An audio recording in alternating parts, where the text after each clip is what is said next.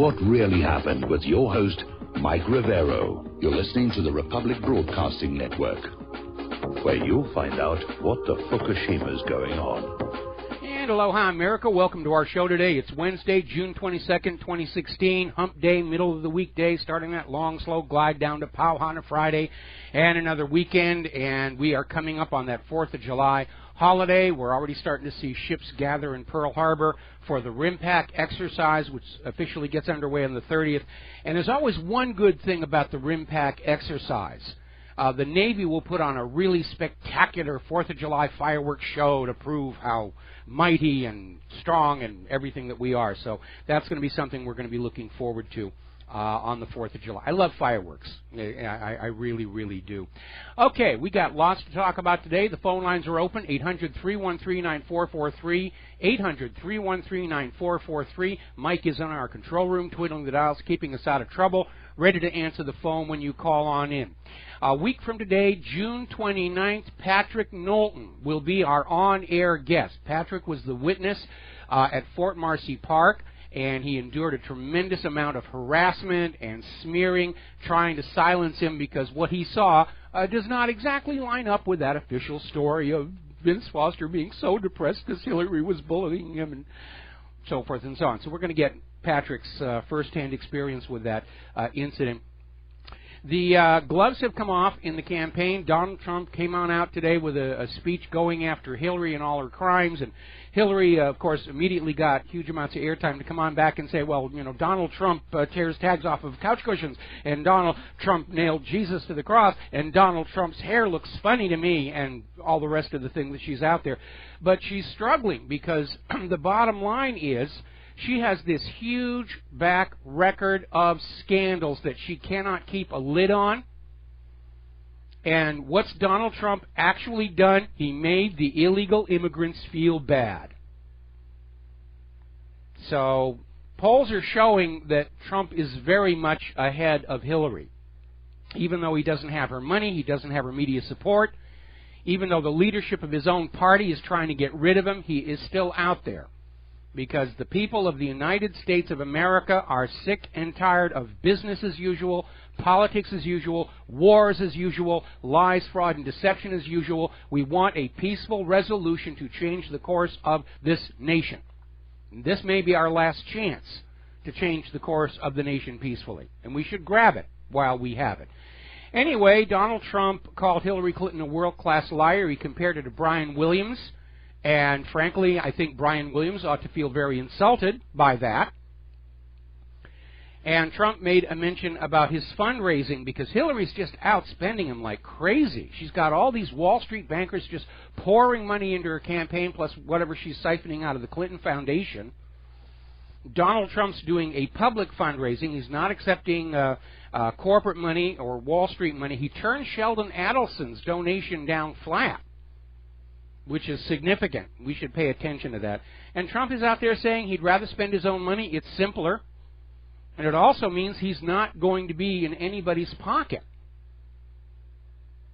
in the White House. Whereas Hillary has hoarded herself out to anybody with a big checkbook. Now, people are starting to ask why it is that the shoe thrown at Hillary Clinton, which missed her by a wide margin, by the way, somehow got more media attention than the real assassination attempt on Donald Trump, where this illegal immigrant tried to grab a gun from a security officer and shoot Donald Trump, and it's being virtually ignored by the media. First of all, they don't want you feeling sorry or sympathetic for Donald Trump, and second of all, it was an illegal immigrant, which exactly validates Donald Trump's concerns about controlling our borders. Now, Anonymous has issued a new video where they're basically saying Google is manipulating Hillary Clinton's search results. Apparently, they're putting in searches, tabulating the results, and running some statistical checks on there and finding out that, yes, Google is trying to shift the focus in favor of Hillary Clinton. Articles that are critical of Hillary, talk about her past scandals, just don't really seem to show up in those search results all that much. Any articles that are positive for Hillary, they're right to the top of the list there. And by the way, I've noticed something interesting. There's been some new developments in the email scandal. We'll get into them in a little bit. And as usual, I go around to all the news outlets, and I'll post that comment about Chinagate in 1996 being a legitimate reason to ask if Hillary was using her weak email server to sell secrets to foreign interests in exchange for donations to the Clinton Foundation. It's a perfectly reasonable question, and it does deserve an answer. And I just noticed something very, very interesting. On the media outlets that have their own chat rooms, there's very little follow-up, but every time I post to a media outlet webpage that's using Discuss, I'm immediately jumped on by swarms of trolls. And so at this point, there's another reasonable question. If Discus is in fact tracking people who are critical of Hillary and letting her $1 million goon squad know where they need to go to beat up on them, because they made it really, really obvious. By the way, speaking of Google, apparently over in Israel, as a PR stunt, Israeli Air Force personnel have been ordered to form the Google logo on the runway at an airbase by standing in the Google pattern. And they thought this was going to be really kind of a positive thing for Google, but it's actually caused a lot of raised eyebrows, because these days, anybody that's on good terms with Israel is automatically suspect.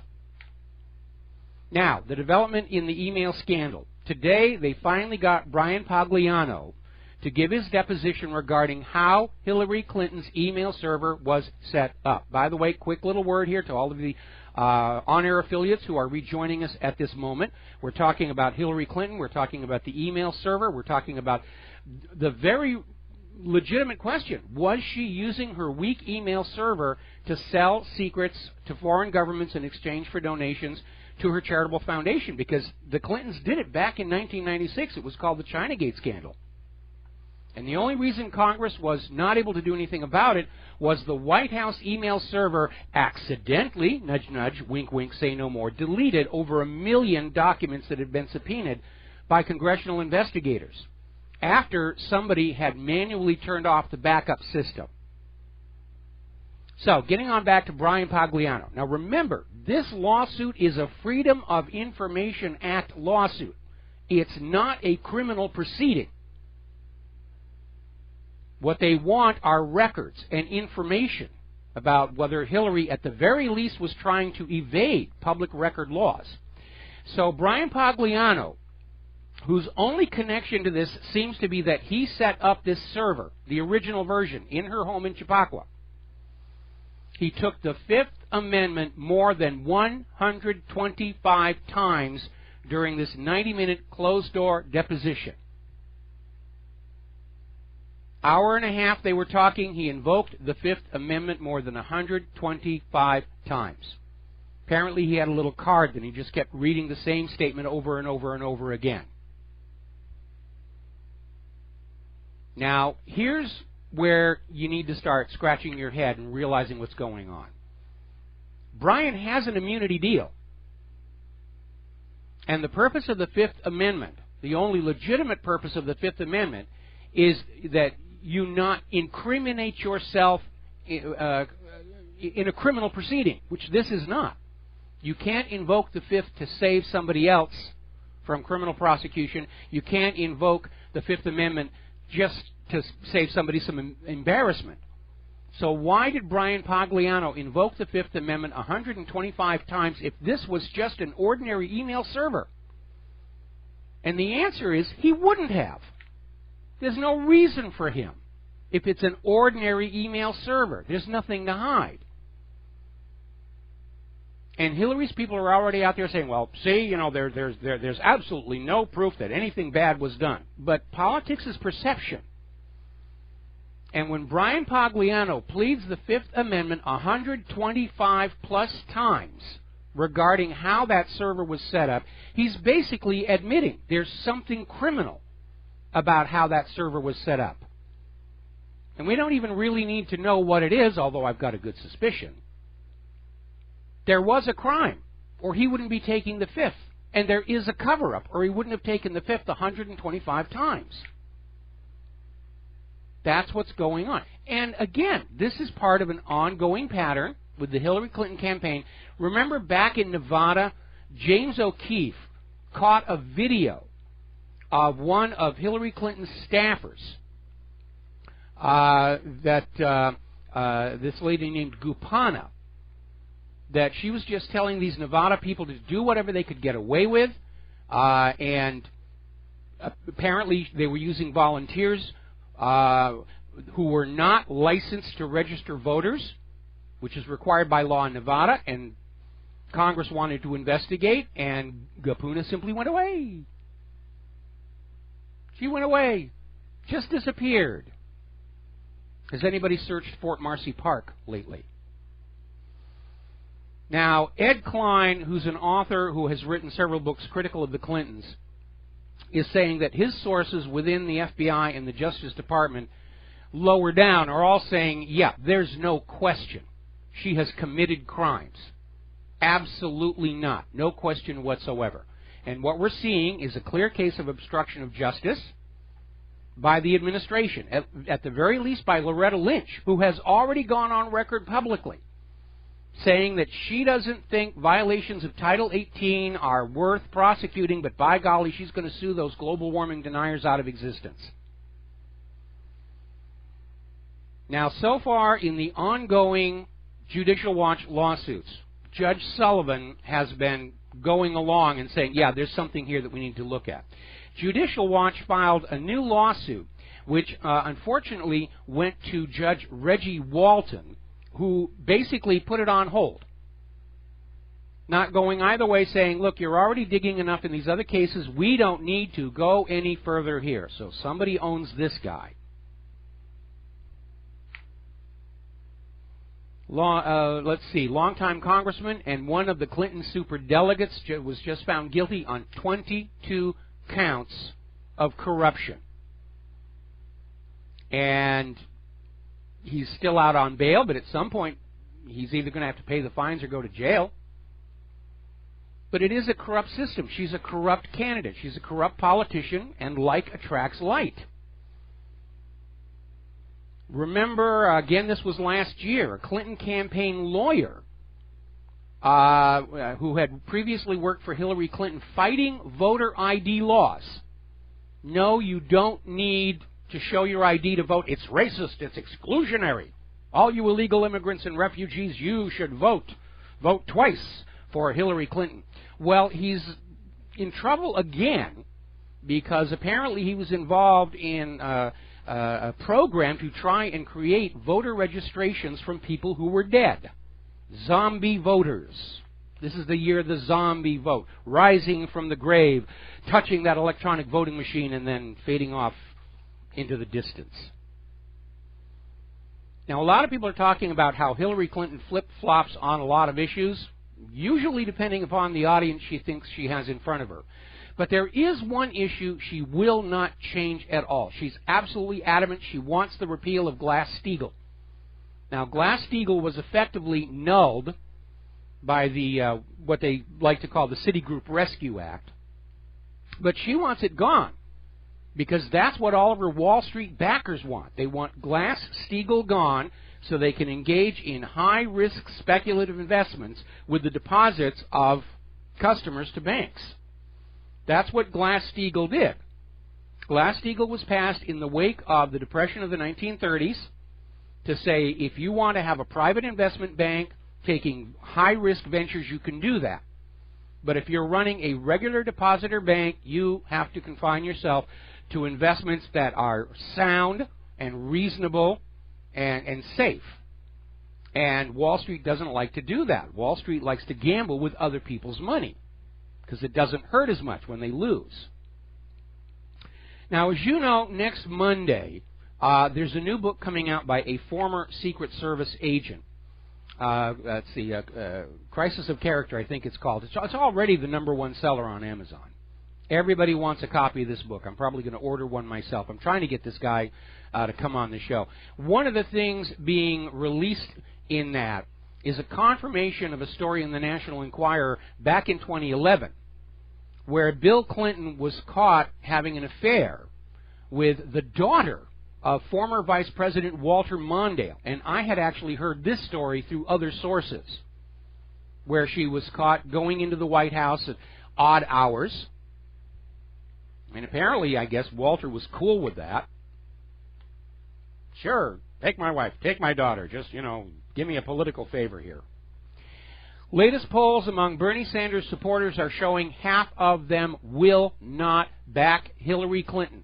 They're going to turn and vote for Donald Trump. And that is a voting bloc. That's going to be a significant, crippling voting bloc. Even Diebold may not be able to overcome that one here. We ran a poll on our own website. Who do you currently prefer as president? Donald Trump got 98%. The numbers are running about 60-40 in favor of Trump in other polls I've seen in other media here. Meanwhile, U.S. Senator Marco Rubio, who a year ago made a campaign pledge that he was going to retire from the Senate if he was unsuccessful running for president, well, 2 days before the filing deadline, he's had a change of heart and a change of mind, and he is going to run for re-election down there in Florida. So all of you people in Florida, you have my deepest sympathies. We are now getting word that Clarence Thomas, who was a strong conservative vote on the Supreme Court, huge effort trying to keep him off the bench, with the soft drink hair nonsense. But apparently he's considering retiring from the bench after the presidential election. And I think what he's doing is waiting to see who wins and how the court is going to be shaped. But if he were to step down, that would mean immediately 2 Supreme Court justices the new incoming president can appoint. Former House Speaker Dennis Hastert has finally showed up to serve his time in jail. They're expecting his actual sentence will be about a year with time off for good behavior.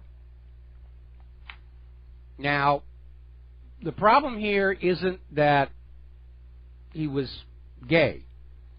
Yes, he took advantage of young people. And yes, one of those young people came back and took advantage of Dennis Hastert.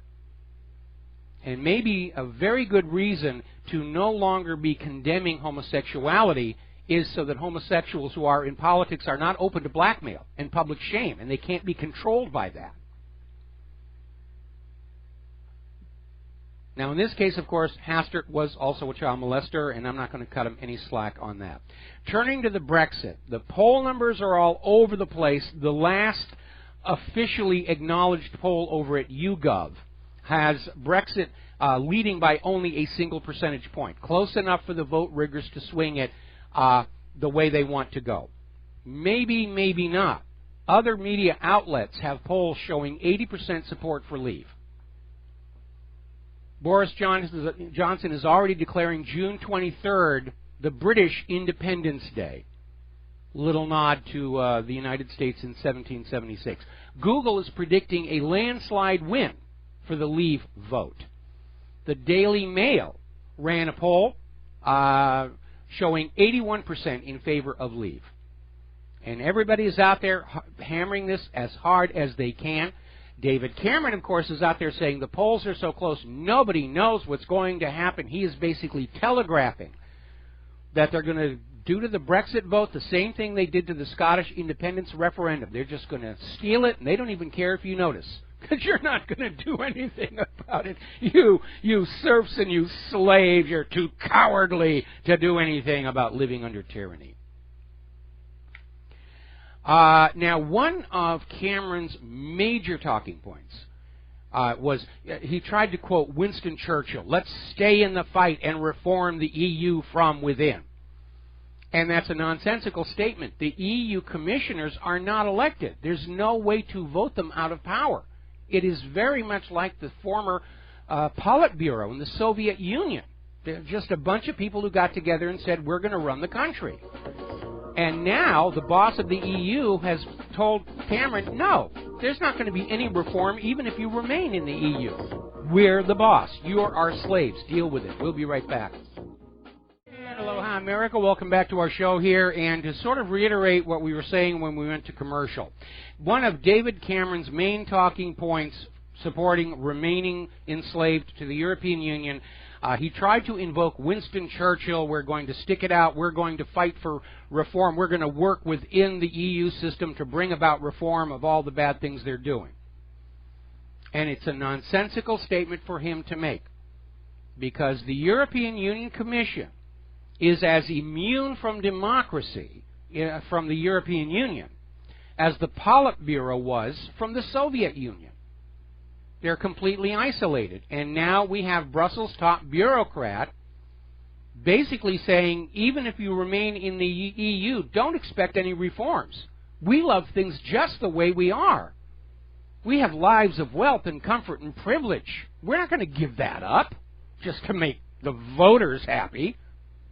What's wrong? You think this is some kind of a democracy or something? Okay, now, let's see. Another article coming out of the Express. They're basically saying it's 2-1 in favor of leaving. So everybody who's out there saying the polls are too close to call is basically getting ready to try and steal the election.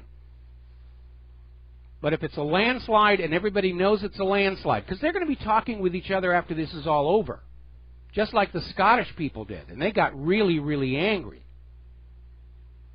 This could trigger riots and revolution in Great Britain. And by the way, have you noticed how the media has stopped talking about what's going on in France? Did you notice how the media just barely mentioned some kind of a major civil disturbance near London? Don't want you slaves getting uppity ideas now. Now, over at David Keeley's BBC Watch, he's out there calling the state media, and BBC is state media, there's no question about that, about how they just literally tried to grab the person who murdered Joe Cox and turn him into this icon for the Brexit campaign. Oh, if you're voting to leave, then you're in league with murderers. The guy was mentally ill, and the people who know him said that he didn't have any political views at all, even on the subject of the Brexit.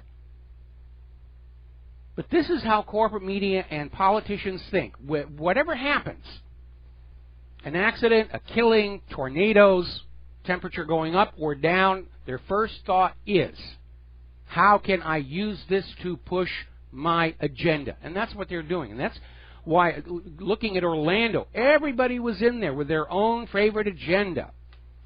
Now, we're actually seeing some indications from a couple of different sources. There have been a lot of cartoons portraying the Queen as very much in favor of Remain, but the word is coming on out that, in point of fact, she'd be okay with Great Britain breaking free of the EU, because that would, again, restore her to being the ultimate sovereign of an independent nation.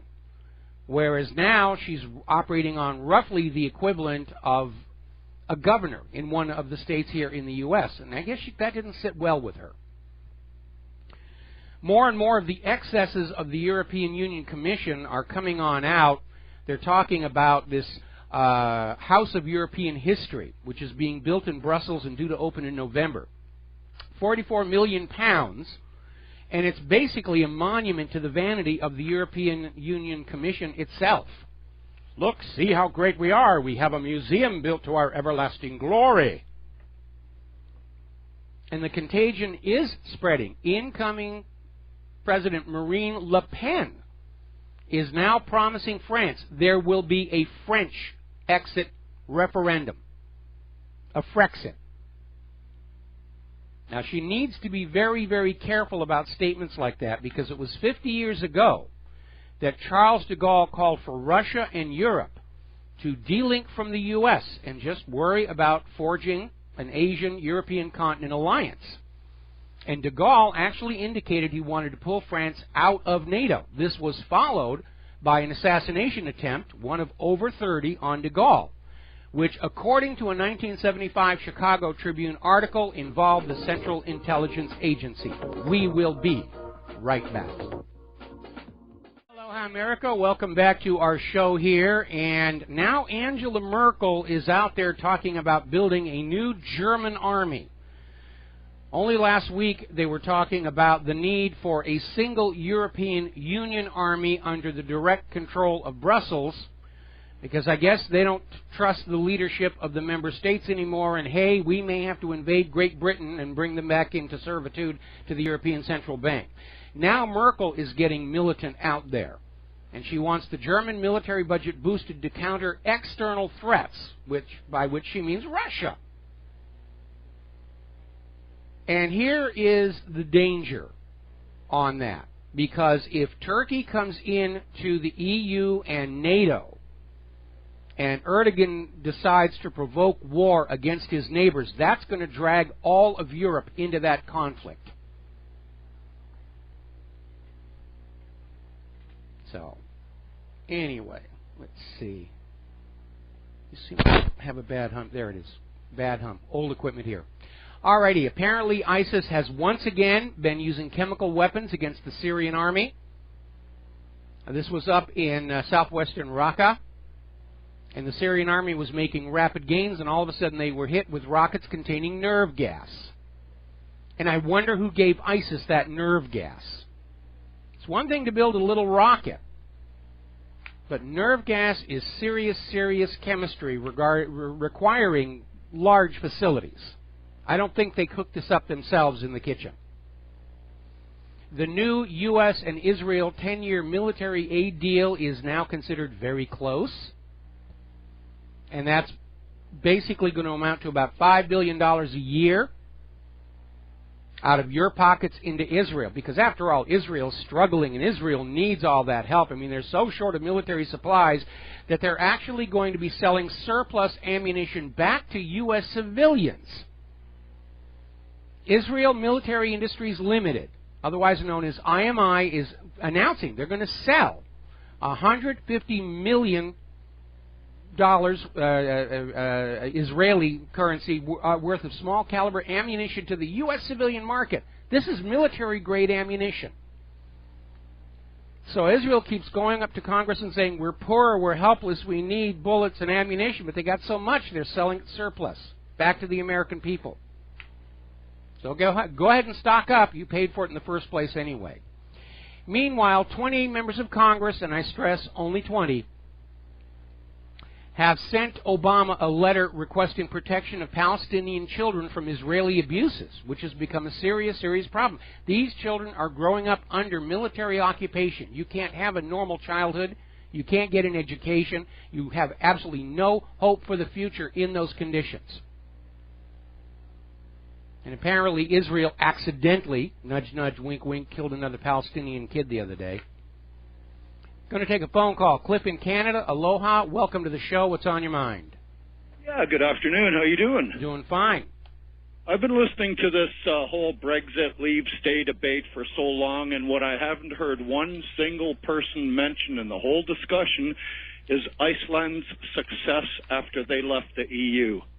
Oh, yeah. They don't talk about Iceland. They don't talk about Iceland's success after jailing the crooked bankers and after writing off all the debt that was committed through fraud. They don't want anybody to understand that that could actually make their lives better, because, you know, we slaves might get uppity ideas about throwing crooked bankers in prison and just simply writing off debt created through fraud. I mean, Greece is looking at that right now. I mean, half the debt they're dealing with was created through this underhanded deal between Papandreou and the IMF to conceal Greece's true debt crisis through a bunch of currency swaps, off of which Goldman Sachs made a small fortune.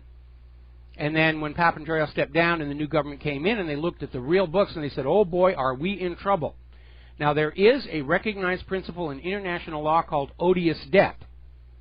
And that is, what debt are the people really responsible for? If the government borrows money to build schools and hospitals and roads, yes, the people are responsible to repay that debt.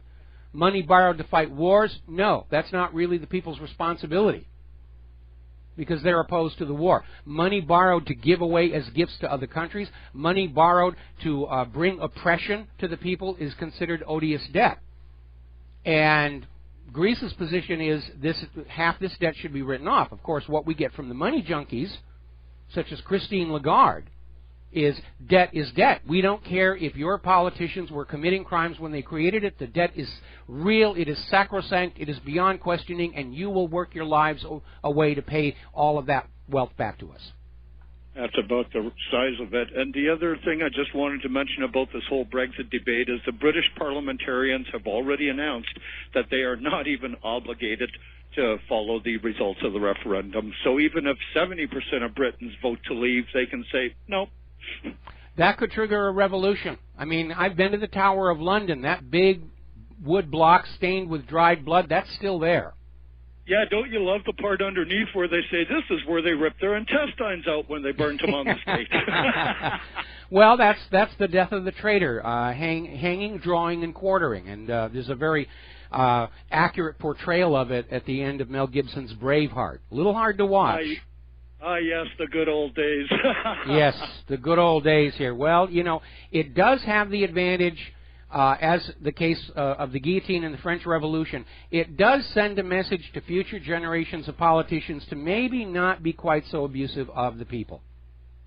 Well, they also don't have too many criminals that repeat their crimes after they've been beheaded. Generally, no. That's kind of a hard trick to do here. I mean, here in the U.S., when a banker commits a crime, they just give him money to cover the losses from the American people. So, of course, they're going to go out and commit more crimes over and over. Bonus. Yeah, they get a bonus. And that's all these bailouts were, taking trillions of dollars from the American people and giving it to the banks so the banks could then loan it back to the American people at interest. Wonderful deal for the money junkies, terrible for the American people. Yeah, but it won't be long now, my friend. Let's just sit back and watch them hang themselves. Well, that's always been my advice. I am absolutely trying to find a way through this mess that does not involve a bloody revolution in the streets, because if there is one thing the U.S. federal government is really good at, it's killing people. And in revolutions, the wrong people get killed and crippled. So I'm kind of drawing my inspiration from Gandhi, and I really do think that the most likely outcome of where we are right now is the U.S. government is going to repeat what happened to the former Soviet Union. It's simply going to collapse out of its own internal rot and corruption and debt, and we're going to have to look after our friends and neighbors for about 3 to 4 months while we form a new country, and things are going to be a lot better on the other side of it, just as life in the Russian republics got a lot better than it was under the Soviet Union. Just as a side note, my wife and I are planning a trip down to the United States, but I was curious what would happen to us as Canadians traveling in the U.S. if a state of martial law was declared. I could not get the U.S. Embassy. I couldn't get the U.S. Consulate. I couldn't get the Canadian Embassy. I couldn't get anybody to answer my question. What happens to us if we're visiting the United States and they declare martial law? Nobody can tell me. Are we allowed to come home? We have no idea. Track? When they declare martial law, they're just going to be making it up as they go along.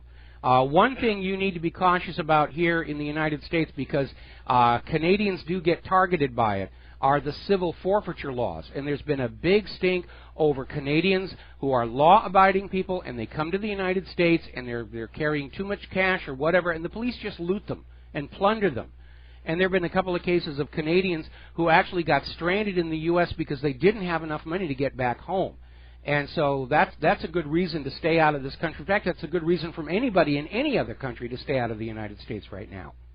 It's not very neighborly now, is it? No, it isn't. We've sort of lost that neighborly thing again. And like I said, it's that lust for those pieces of paper and ink has destroyed what used to be best about the American character.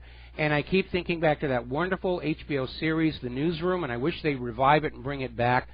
And that speech by the character Will McAvoy, we're not the greatest nation on earth anymore. And I think at this point everybody's looking at that and realizing, yeah, it's absolutely true. We're an empire in decline, and we're showing all the symptoms of an empire in decline. Well, let us, the people, rise above the politicians and support each other regardless of their efforts. All righty. Well, thank you for the thought. And all right, there we are. I had to send a message to somebody. I'm doing so many things here in the studio. Well, you're multitasking. You're a capable individual. I'll turn the show back over to your capable hands. All right. Well, thank you very much for the phone call. And unfortunately, at my AGE, I don't multitask quite as well as I used to. And sorry, more coffee. Get more coffee in here. All righty. Thank you very much. Thank you very much for the phone call. We're going to let you go here. Now, interesting admission from Israel's intelligence chief, General Herzi Halevi, basically came on out and made a speech at the Herzliya conference saying that Israel does not want ISIS defeated in Syria. They're on ISIS's side, which again tells us that all of this ISIS Al-Qaeda fraud is just another way of removing Assad, removing the legitimate elected leader of a country and replacing them with an Israel and U.S. controlled puppet. That's what this is all about. And the world now knows that's what's going on. These are not organic, genuine revolutions. These are covert overthrows from within.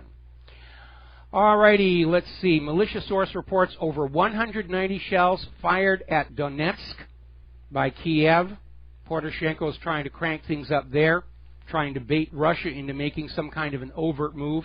I think that was the reason for that little bit of a dogfight over Syria. Now, nobody pulled a trigger, but I think the United States government would have been very, very delighted if somebody on the Russian side had fired a cannon or loosed a missile, because then, oh my goodness, well, we can go in and have war with Russia over Syria.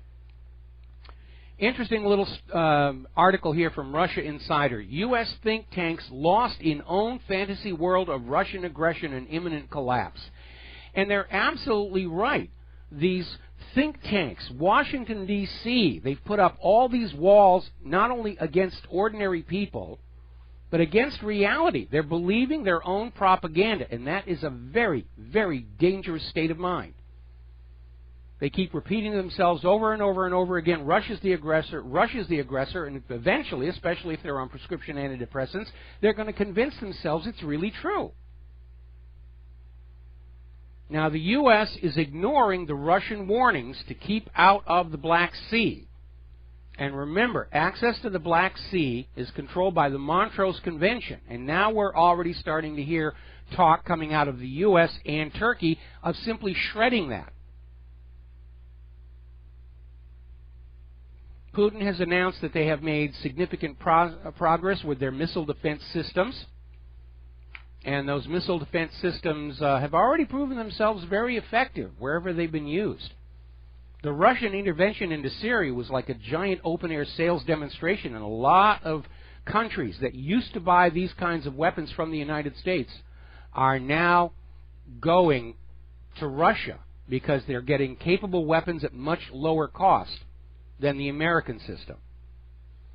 Now, the U.S. has announced they're going to give the Afghan forces $3 billion a year starting in 2018 and going to 2020. $3 billion a year. $9 billion in total. Plus, another $1 billion a year in development and economic assistance. Now, these are not gifts. They're loans. Do you see how this works? The U.S. bombs Afghanistan into rubble, then will graciously loan them the money at interest to rebuild. That's a big part of what they mean when they say war is good for business. We're going to smash everything you have. Then you're going to have to borrow money from us to rebuild it all. And after you've rebuilt it all, we'll smash it again. Now, as you know, over in Okinawa, there have been major protests about the behavior of America's military. And apparently there's been a surge in opposition following the murder of a Japanese woman. Now, Okinawa was officially under U.S. occupation until 1972, and there are still 30,000 military personnel working there. But following the arrest of one of the civilians working at the base, pressure is growing, and now the United States Marine Corps is saying they may just hand back this 40 square kilometer tract of land to Japan early next year. Now, they may try and make a deal to allow the military to still be there, but they're basically going to cede the land back to Japan. But it is very obvious, I think, around the world, even in countries that we're not at war with, the U.S. military is behaving very, very badly. All right, let's talk to Peter in Los Angeles. Aloha, Peter. Welcome to the show. What's on your mind? Michael, I just am tuning in. I don't know if you've already broached the subject, but I just listened in its entirety to Donald Trump's speech Have you heard it? I heard parts of it. I was getting ready for the show here, and I wasn't able to listen to it all. I love the part where he compared Hillary Clinton to Brian Williams, and I think Brian Williams ought to feel insulted.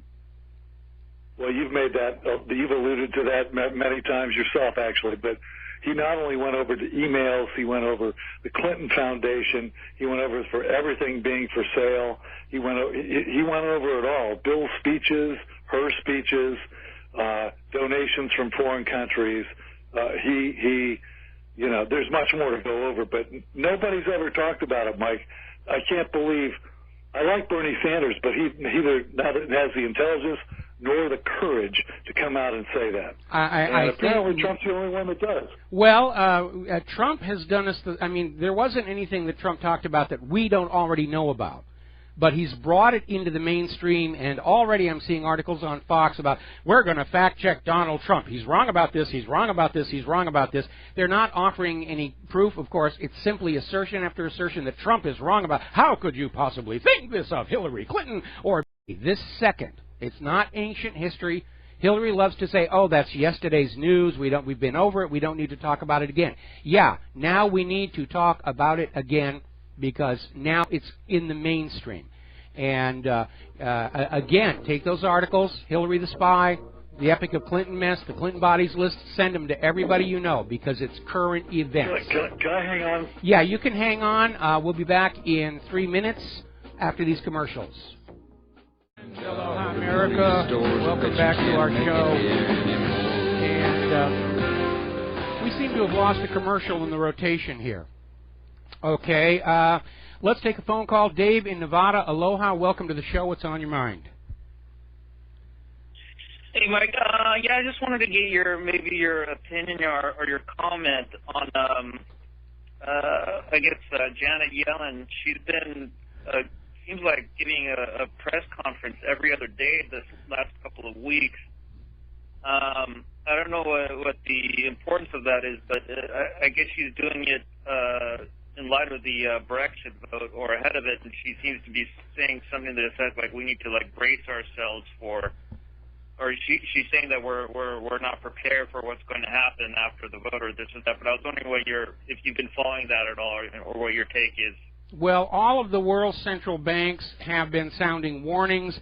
Brexit's going to be a disaster for everybody, by which they mean it could be a disaster for them.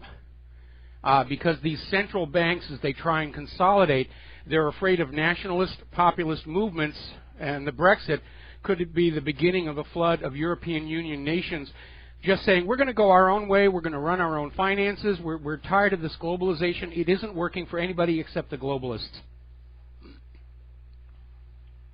Yeah, I think, I don't know, because I've been reading some of the transcripts of these minutes for the Fed meetings, and she just keeps repeating herself ad nauseum, saying the same kind of she's basically reading from her script, saying everything's okay, but we need to be cautious about this and that.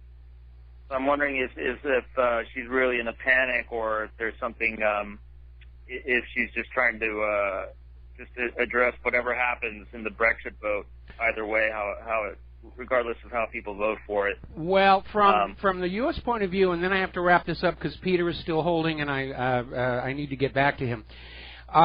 From the U.S. point of view, if Britain leaves the European Union, it could signal the end of the transatlantic trade and investment partnership. And both of these treaties, which are very pro-corporation, anti-individual, are an attempt by the United States of America to salvage the control over the global economy they had under Bretton Woods before the U.S. economy declines any further. That's why there's been all this secrecy and arm twisting and bribery and blackmail trying to get these things ramrodded through. If the Brexit happens, okay, then TTIP is effectively dead, and TPP will probably follow it as well. So from the U.S. point of view, their understanding, a successful Brexit is the beginning of the end of the U.S. economic system. Right. Okay. Well, I just wanted to get your take on that. I'm just curious to see what happens in the markets in the next couple of days, but we'll see. Time will solve that mystery. Okay, we're going to switch on back to Peter. Peter, I'm sorry, I forgot you were holding. We had a little bit of a technical thing here. You wanted to say something else.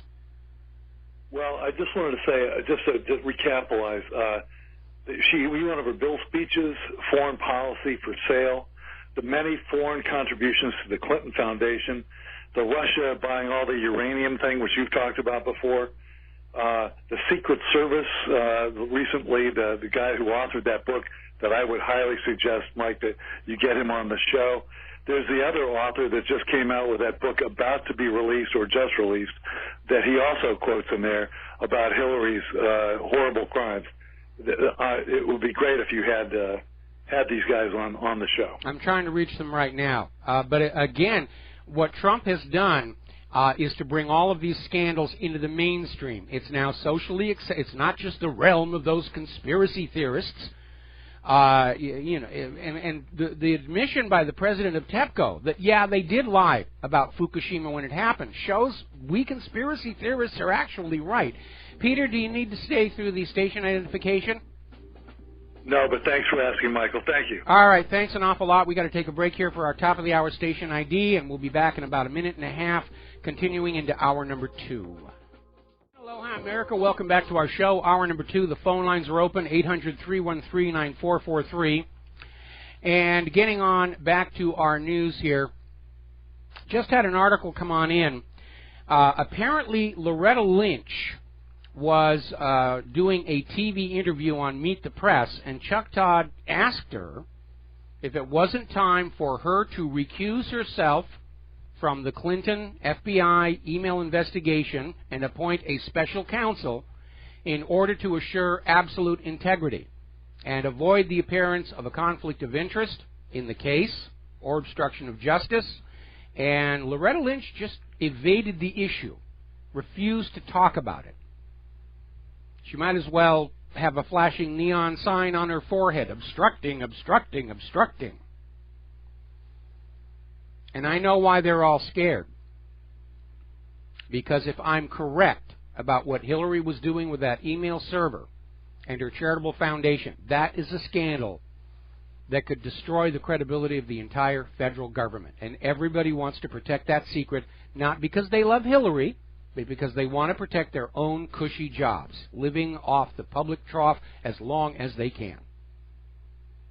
That's what's going on. That's what corrupts them all. They don't want to give up their cushy little jobs in the offices and all the staff and things that make them feel good about themselves. All right, turning to the economic news, Iran has just become the 7th full member of the Shanghai Cooperation Organization. This is another one of these multinational economic blocs that are growing and challenging the U.S.-dominated global banking system. You had BRICS, which is why the U.S. is trying to destroy Brazil and trying to start wars with Russia and China. And you have the Shanghai Organization, which is led by Russia and China. And that's why the U.S. is trying to start wars with them. And for you parents with military-age children, or about to be military age, this is something you need to understand and accept. The U.S. government is willing to send your children to be killed and crippled in an argument over whose brand of ink and paper the world will continue to use for global trade and banking. That's what it all comes down to. Everything else is window dressing.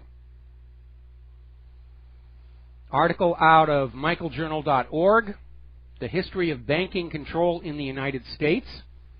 And the headline is a little misleading because he's talking about the global scam of private central banking and how what they're really after is control. They have all the wealth. They know those pieces of paper and ink aren't really worth anything. What is of value to them is your belief that you owe them something. And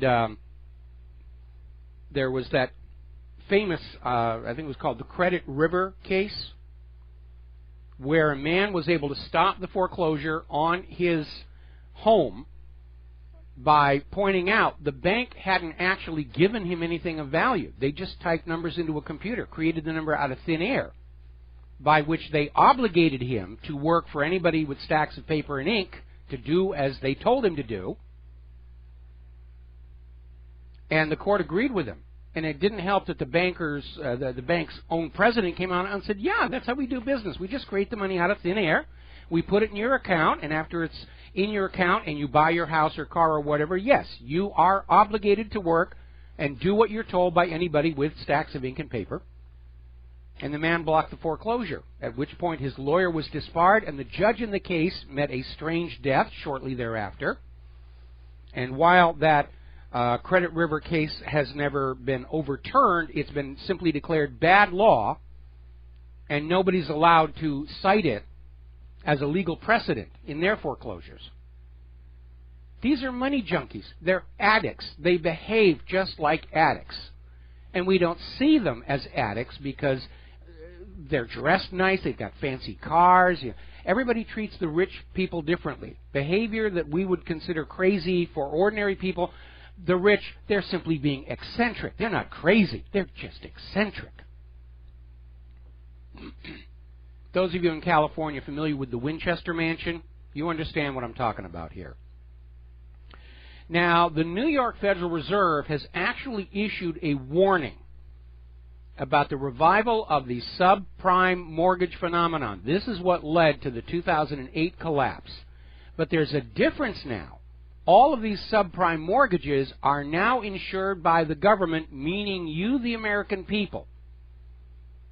So when it blows up again, as it will, because it is a bubble, it's going to explode for the exact same reasons it did in 2008, the salvaging of Wall Street at your expense is now already built into the system. They're not going to have to come out and say, well, we need a bailout, we need TARP, we need this, and deal with all the negative repercussions. Now it's hardwired in. They can make money off their subprime mortgages, and if the mortgages collapse, well, they still get their money. It's a no-lose situation for Wall Street, and an always-lose situation for the American people. Another story coming on out, Investment Watch blog, everybody's wondering how the American stock market can continue its high course when the underlying value of the companies just isn't there, manufacturing's in decline, all the consumer indications are in decline. How does the stock market stay up? Well, we know there's rigging going on, and according to this story, central banks are directly buying stocks using dark pools. They're trying to hide what they're doing, but they're basically buying up stocks as fast as they can, and the problem with that is the stocks are overvalued. And when the correction inevitably happens, these central banks are going to be holding these giant pools of worthless stocks that could render them instantly insolvent.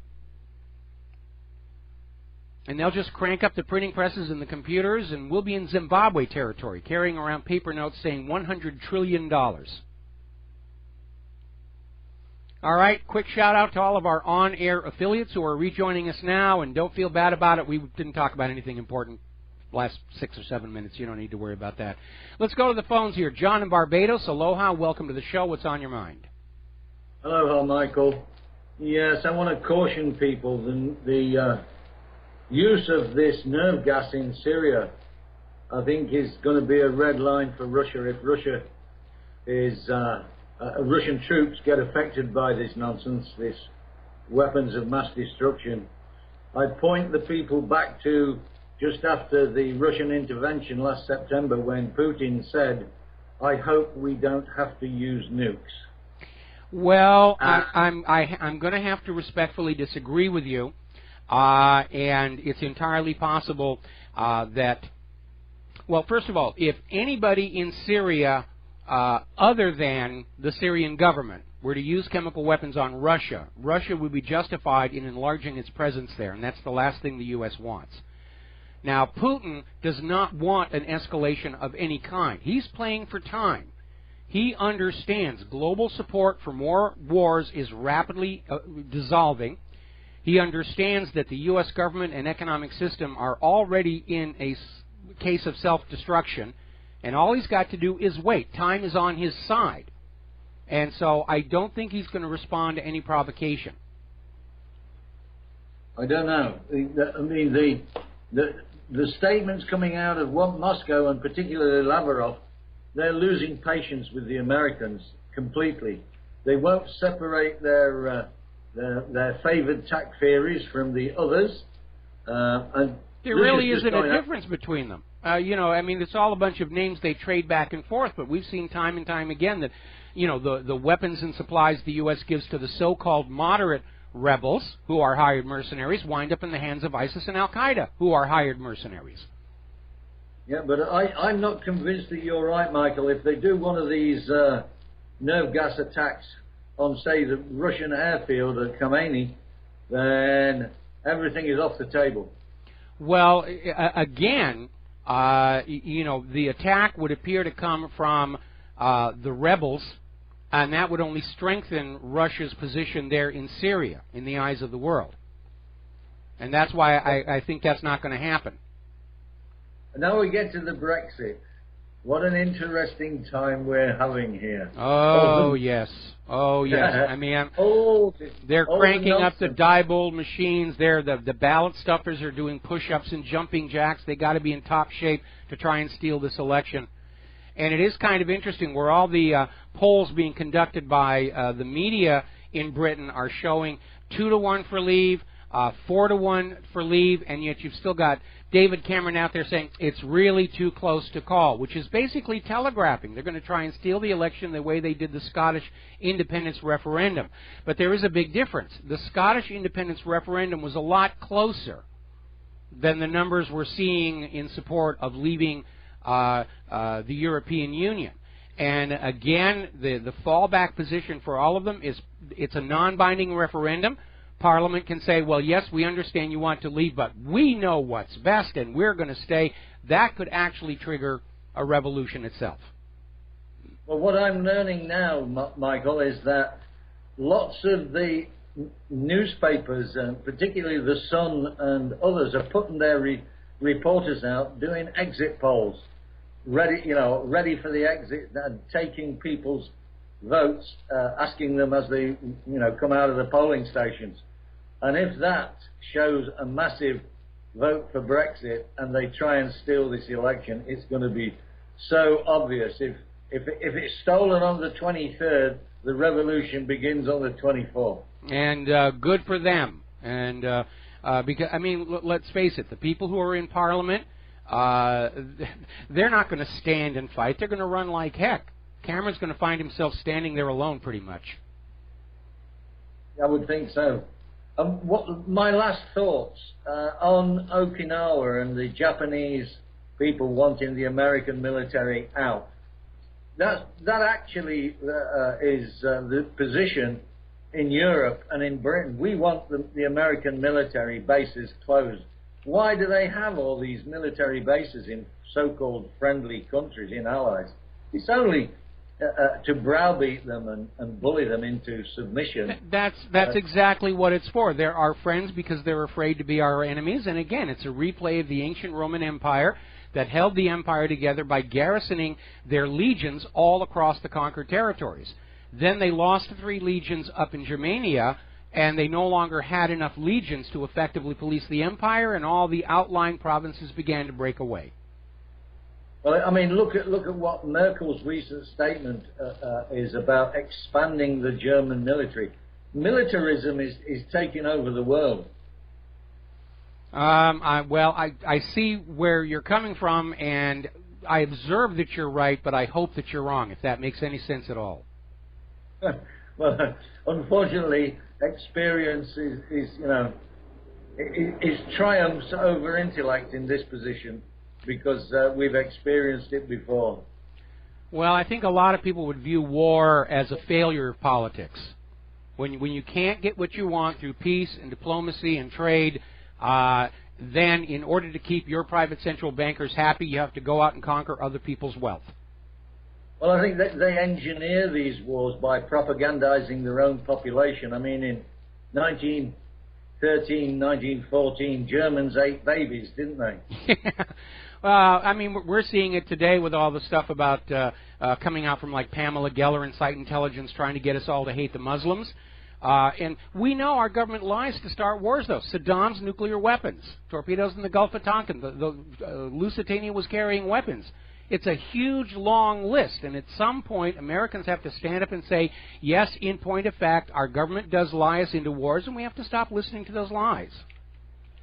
Well, I think they made another effort down in Orlando to blame this poor Muslim guy who appears to be an FBI asset. He does, and it's getting really silly out there in Orlando. We're going to be talking about that a little bit later in the show. There's actually been some new developments there as well. Okay then, Michael, well, that's all I have for you. I'm just saying Brexit. I want Brexit. So do I. So do I. It would be the beginning of the end for the globalists, and that would be a good thing. And you'll pardon. Oh, by the way, just before I go, I actually heard someone, the very first person that I've ever heard during all this propaganda and nonsense, to say they were going to vote Remain. Just this one person. Shock horror. Well, you know, I did point out yesterday there's an interesting demographic going on when you look at who supports Leave and who supports Remain. The Remain voters are predominantly very young people who've never known any other life but being part of the EU. And the people voting to Leave are the older population who remember how much things better were before the EU. And that is a very, very striking demographic difference. Okay then, Michael, thanks for having me on again. Hope I've been helpful in the discussions. Yes, you have, and thank you very much for the phone call. I want to take a step back here to Hillary's email server because there's a new article that just came on in, and I just put it up at WhatReallyHappened.com. And this is coming out, a big story at AP, and it's talking about the fact that it's now been discovered there were key security features were disabled on Hillary Clinton's email server. And apparently in December 2010, somebody tried to call attention to the fact that these security systems were disabled, and nothing was done about it. And then, of course, just a couple of weeks later, the server was hacked hard enough to actually shut it down. And one of Clinton's closest aides, Huma Abedin, actually wrote to other high-ranking State Department staff, "Don't email HRC anything sensitive. I can explain more in person." So it's just getting worse and worse and worse out there. Alrighty, let's see. Now, getting on back to the economy. Interesting development. As you know, here on What Really Happened, we've been talking about the 11th marble, and all wars are bankers' wars. And up until recently, the corporate media has still been out there saying, well, bankers are great, bankers are wonderful. That's actually starting to change. And over at Zero Hedge, they noticed the corporate media is starting to become very critical of central banking. The central bank isn't being seen as something above reproach and criticism any longer.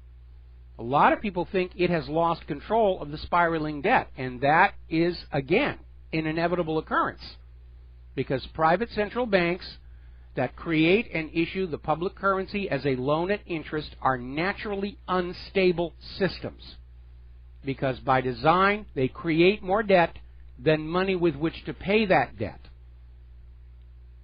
until the debt crashes the system. And along the way, they just have to find ways to, bring new money into existence with more loans. In fact, it was kind of funny. Claire and I were down at our bank the other day just ordering new checks, and we got the hard pressure sell. Don't you want another credit card? We can give you a credit card right now. We'll give you a credit card. No, we're trying to get out of the credit cards. And I mean, I get credit card offers in the mail all the time. They go right into the shredder. It's an unstable system. It has to crash. And right now, because of globalism and all the derivatives exposure, it's all linked together.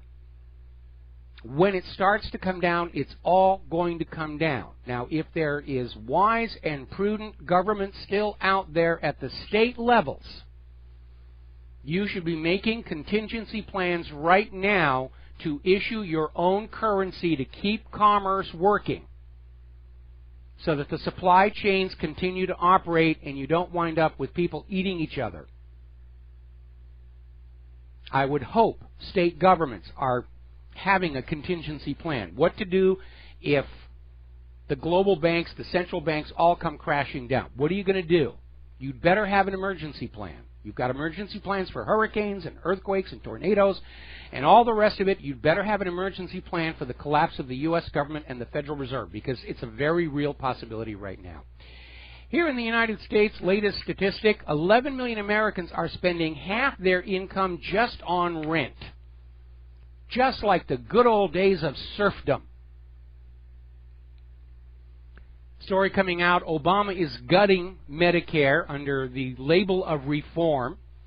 They're going to stop providing hip and knee joint replacements for older people, because after all, they've got to give that money to Israel for all their new weapons. I mean, come on, it's ridiculous. We'll be right back after these few words. Aloha, America. Welcome back to our show here, and we had a caller call into the show, didn't want to go on the air, reminding us that even though Obama's reform of Medicare is going to deny the elderly hip and knee replacements, you can still get a full sex change under Medicare. I'm sorry, at that age, why would you even care anymore? I mean, this gender blurring nonsense is just absolutely out of control. All right, let's get on to Orlando. There are some new developments there. Loretta Lynch is now admitting that federal authorities have lost the Orlando shooter's wife, Noor Salman. She was just here a minute ago. I have no idea what happened. Is anybody looking in Fort Marcy Park? And they're saying she may not even be in the state of Florida anymore. Well, I'm sure that Noor, probably better than anybody, understands this is all a setup. And she doesn't want to get caught in that. Or they're not able to develop the terrorism case, and they just want her to kind of go away. And this has been a debacle from the beginning. When the shooting happened, they said, this guy did it, it was homophobic, he just hated gays. Then you find out he's gay himself, was a regular customer at the bar, so they couldn't play that card anymore. Oh, it's all about terrorism and all this other stuff, all of which played to Donald Trump. And they don't want to do that. So the latest spin, and first of all, this Omar Mateen is a Hillary Clinton supporter. That doesn't look very good. So the latest propaganda that they've come up with is that Omar Mateen was angry because one of his gay lovers at the club had HIV and didn't tell him. And so, yeah, when you're angry at one individual person for possibly infecting you with HIV, you're going to go in and kill a bunch of others. That doesn't make sense either. But it illustrates the fact they're thrashing around. And it does remind me of that old TV series, Get Smart. It was one of Mel Brooks' first successes. And it was a comedy about a spy agency and this very bumbling secret agent called Maxwell Smart. And one of the shtickers they would do in the show was, would you believe? And Smart was captured by the villains of chaos. He said, would you believe these headquarters are surrounded by a crack battalion of commandos? And Siegfried would say, no, I don't believe that. Maxwell Smart, would you believe that there's a squad of police cars out there? And Siegfried would say, no, I don't believe that. Maxwell Smart would say, would you believe there's a Boy Scout out there with a toothless Doberman? And we're seeing it right. Would you believe it's homophobia? No, wasn't that. Would you believe it's Muslim terror? Wasn't that either. They're just trying to keep this cover-up intact, and it's thrashing around. And it just underscores the fact this is a load of nonsense. Now, here's where it gets a little bit interesting, because there's a police officer who's just gone public. Officer Brandon Cornwell is saying the police were ordered not to go into the club. While the shooting was going on, they were ordered to wait for the SWAT team, which didn't get there for 3 hours. Now, the corporate media is trying to say that, oh, the police were there, they were effective, they were in saving lives, and we've got this officer who was actually there saying, no, we were told not to do anything. Let's see. Let's grab a phone call. Mandy in New York. Aloha. Welcome to the show. What's on your mind? Hi, Mike. I'm just a little bit flabbergasted right now because I tried to post several times a link to a story about an Israeli intelligence spokesperson stating that they don't want ISIS defeated in Syria. Yes. And it's been deleted like 6 times. I mean, immediately. Where did you post it? Free Thought Project, and another person who I follow who makes public posts, and she's very politically vocal. She has a lot of followers. She has thousands of followers. And it disappears immediately. Well, unfortunately, these large corporate-owned social media platforms, they're all being compromised. I mean, look at Google's been caught censoring posts about Hillary Clinton. They're all buddy-buddy with Israel over there. They're trying to basically buy up the independent media the way they bought up the corporate media. The thing is, there's too many of us who won't be bought. Thank you for the phone call, Mandy. Got to let you go here. Take a break for commercials. We'll be right back. Aloha, America. Welcome back to the show here. And the story about Orlando continues to deteriorate. It's got more problems with it than the F-35. Now, the Chicago Sun-Times Network actually ran a story about the Orlando attack dated, time-stamped 6 hours before it actually happened. It's just like when the BBC announced the collapse of building number 7 and it was still standing in the background. They jumped the gun by 26 minutes. And the defenders of the orthodoxy are out there screaming that, well, obviously the clock on the Chicago Sun-Times Network, was just off by 6 hours. There's no explanation, except for the fact that Google's automated tracking system picked up and cataloged the story 6 hours before it actually happened. So it just gets worse and worse. And again, it's time for Americans to stand up and say, okay, I accept this government lies to us about everything, and I will not be lied to any longer, and I will not allow my children to grow up under a government that lies to them about everything. Now, getting back to Loretta Lynch, she's caught in a little bit of a bind over Orlando because she's fully on board with the gun grabber agenda, and she's trying to silence people about, this issue about terrorism, and maybe that's another reason why they've changed the story again to this was a revenge killing over AIDS or something like that. But Loretta Lynch literally came on out and said that the best response to terror is compassion, unity, and love. And, of course, we've been dumping white-hot, flaming compassion, unity, and love all over the Middle East for the last 13 years, and that's why the terrorists love us so much. And so now this has prompted calls for Loretta Lynch's resignation for saying something that absolutely stupid, and I agree. Loretta Lynch needs to be replaced with an attorney general who has the courage to come down with some Title 18 indictments.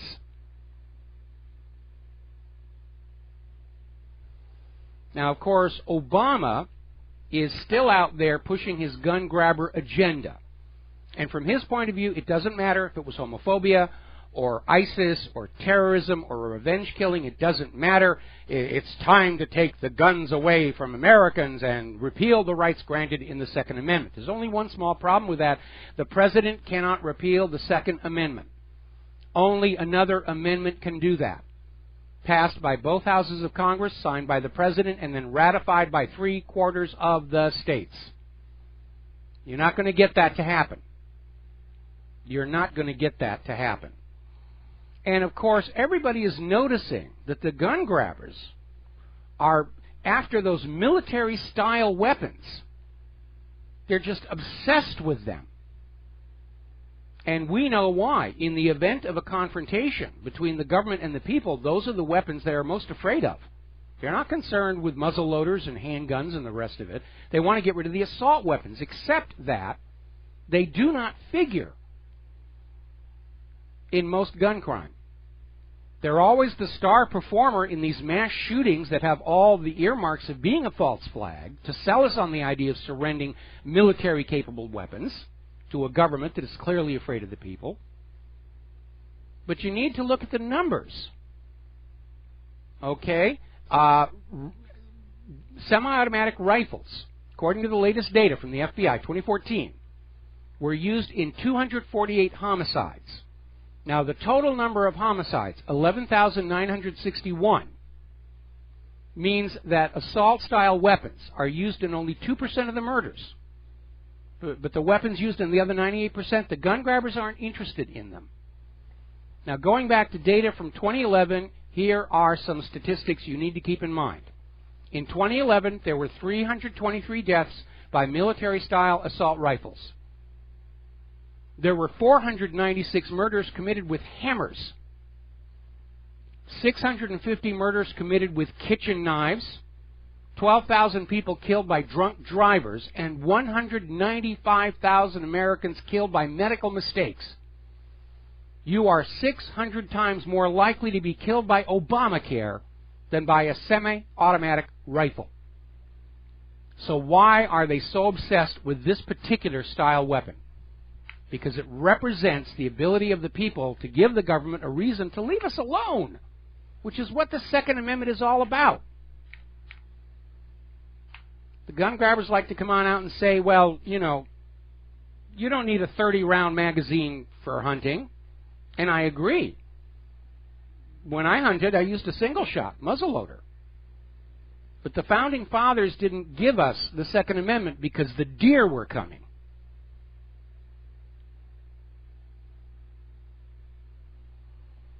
Now, as you know, earlier this week, the Senate voted down 4 gun control laws, none of which would have stopped what happened in Orlando, none of which will ever stop terrorists and false flag artists who are getting their guns from governments. And poor Kim Kardashian came on out. She was so disappointed.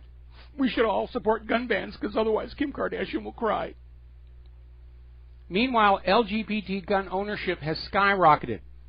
There's a gun range in Florida is now giving free concealed carry permit classes to LGBT applicants. And apparently there's a huge line. And the gun grabbers are out there saying, well, if everybody has guns, it's going to be a bloody shootout. It would have been far, far worse. No. Something you need to understand. The idea of allowing Americans to carry concealed is not so that there'll be a mass shootout when the bad guys show up. The idea of arming law-abiding Americans to carry concealed carry is so that the bad guys won't show up in the first place. And time and again, that has been proven. Again, getting back to Kennesaw, Georgia. Honduras has absolute strict gun ban on the general population and the highest per capita murder rate in the world. Switzerland mandates gun ownership, and they have the lowest murder rate per capita in the world. Just think about that. Now, of course, the FBI, fresh from their victory down in Orlando, is at it again over at the Daily Mail. They're reporting on how the FBI has arrested an 18-year-old Indiana man, Akram Musla, was arrested by FBI agents because he wanted to join ISIS. And the article even admits the FBI has been in contact with this guy for a long time. They targeted him because of some Facebook posts, and they set up another patsy. Now let's talk about immigration, because it is a problem. Story coming out of Investment Watch blog. Released criminal aliens committed 10 times as many crimes as legal American citizens. There are now 4.9 million illegals eligible for amnesty. 716,000 of those are in the battleground voting states where apparently there'll be nothing to prevent them from voting, even though non-citizens are not supposed to vote in American elections. The politicians are laying this country wide open to crime, not to mention contagious diseases that were once eradicated here, just to try and steal elections. Is that wise government? Is it wise leadership? No, it isn't. It's corruption, totally, completely out of control. Now, over in New York, where corruption is a way of life. 2 high-ranking New York Police Department officers were arrested Monday for taking over $100,000 worth of free flights, prostitutes, expensive meals, and other gifts in exchange for providing a private police force for local businessmen. And one of the businessmen was Jeremy Reichberg. And he and these 2 officers, Deputy Chief Michael Harrington and Deputy Inspector James Grant, were charged with conspiracy to commit honest services wire fraud. And this has also tangled up de Blasio, who's a Clinton supporter. Like attracts like. Let's make our lives simple. Let's count the number of politicians who are not corrupt. Anybody? Anybody? Bueller? Bueller? Got to be my age to get that joke. Meanwhile, this is a little sick. This came out of LiveLeak.com. Apparently down in Alabama, a police officer has been arrested there for forcing a man to, how can I put this so as not to upset the FCC, orally gratify him at gunpoint over a traffic ticket. It's all falling apart. Now, maybe it's this Israeli police training, or maybe it's prescription psychiatric medication, but something's going on. And here's where it gets a little bit weird. This is out of Russia Today. Apparently, a Department of Homeland Security analyst with a top secret clearance, John Weinke, was caught trying to go into the Homeland Security office where he worked, carrying guns, a gun, a knife, an infrared camera for some reason, pepper spray, 2 walkie-talkies, and handcuffs. And they're thinking that he was planning violence against the senior staff. So here we have the Department of Homeland Security is apparently not very good at protecting itself. Now, apparently employees going into that building were subject to random backpack searches, and they just happened to catch this guy.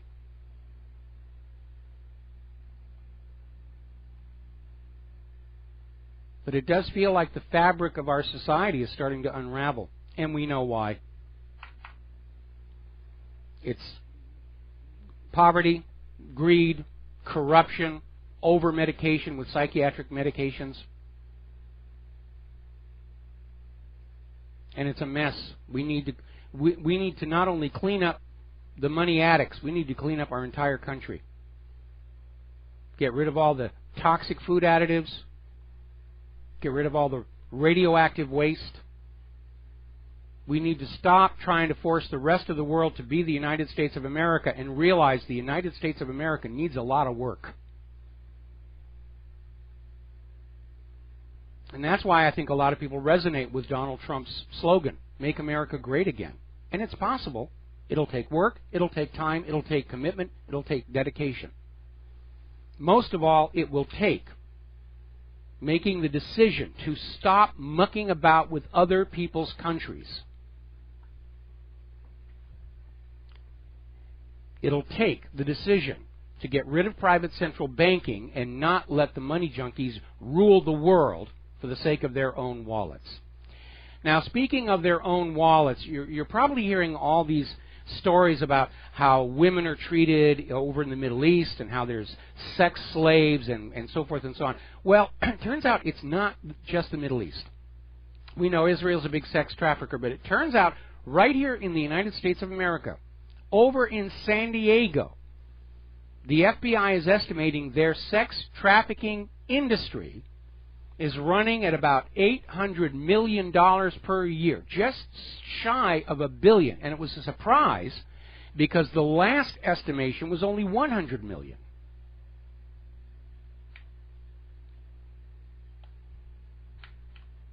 You know, it's another little scam. You know, you raise everybody to be resistant to sex and not like sex and everything, and you take sex away from them, and then you sell it back to them. Money junkies like to do that. Take something that's already there, take it away from you, sell it back to you. They're already trying to do that with medical marijuana. They want to sell it to you. They don't want you to grow it for yourself.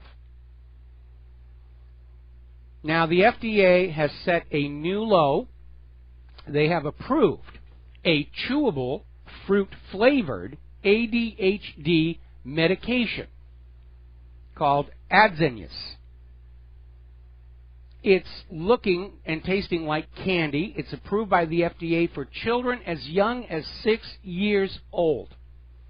Now remember, this guy who came up with ADHD, Attention Deficit Hyperactivity Disorder, admitted shortly before his death it was a completely made-up, fictitious condition to sell these medications with. Now, when I was a kid in school, we didn't have ADHD. We had teachers boring the heck out of me, so I'm going to look out the window and daydream. And a lot of the behavior that is ascribed to ADHD is actually triggered by some of the chemical additives in our food. You are what you eat. And there are things that you can eat that do affect your brain. I mean, first and foremost, obvious example would be coffee. And we're in a society where the products we're buying at the store are harming us, and instead of getting rid of those products, they sell us a cure.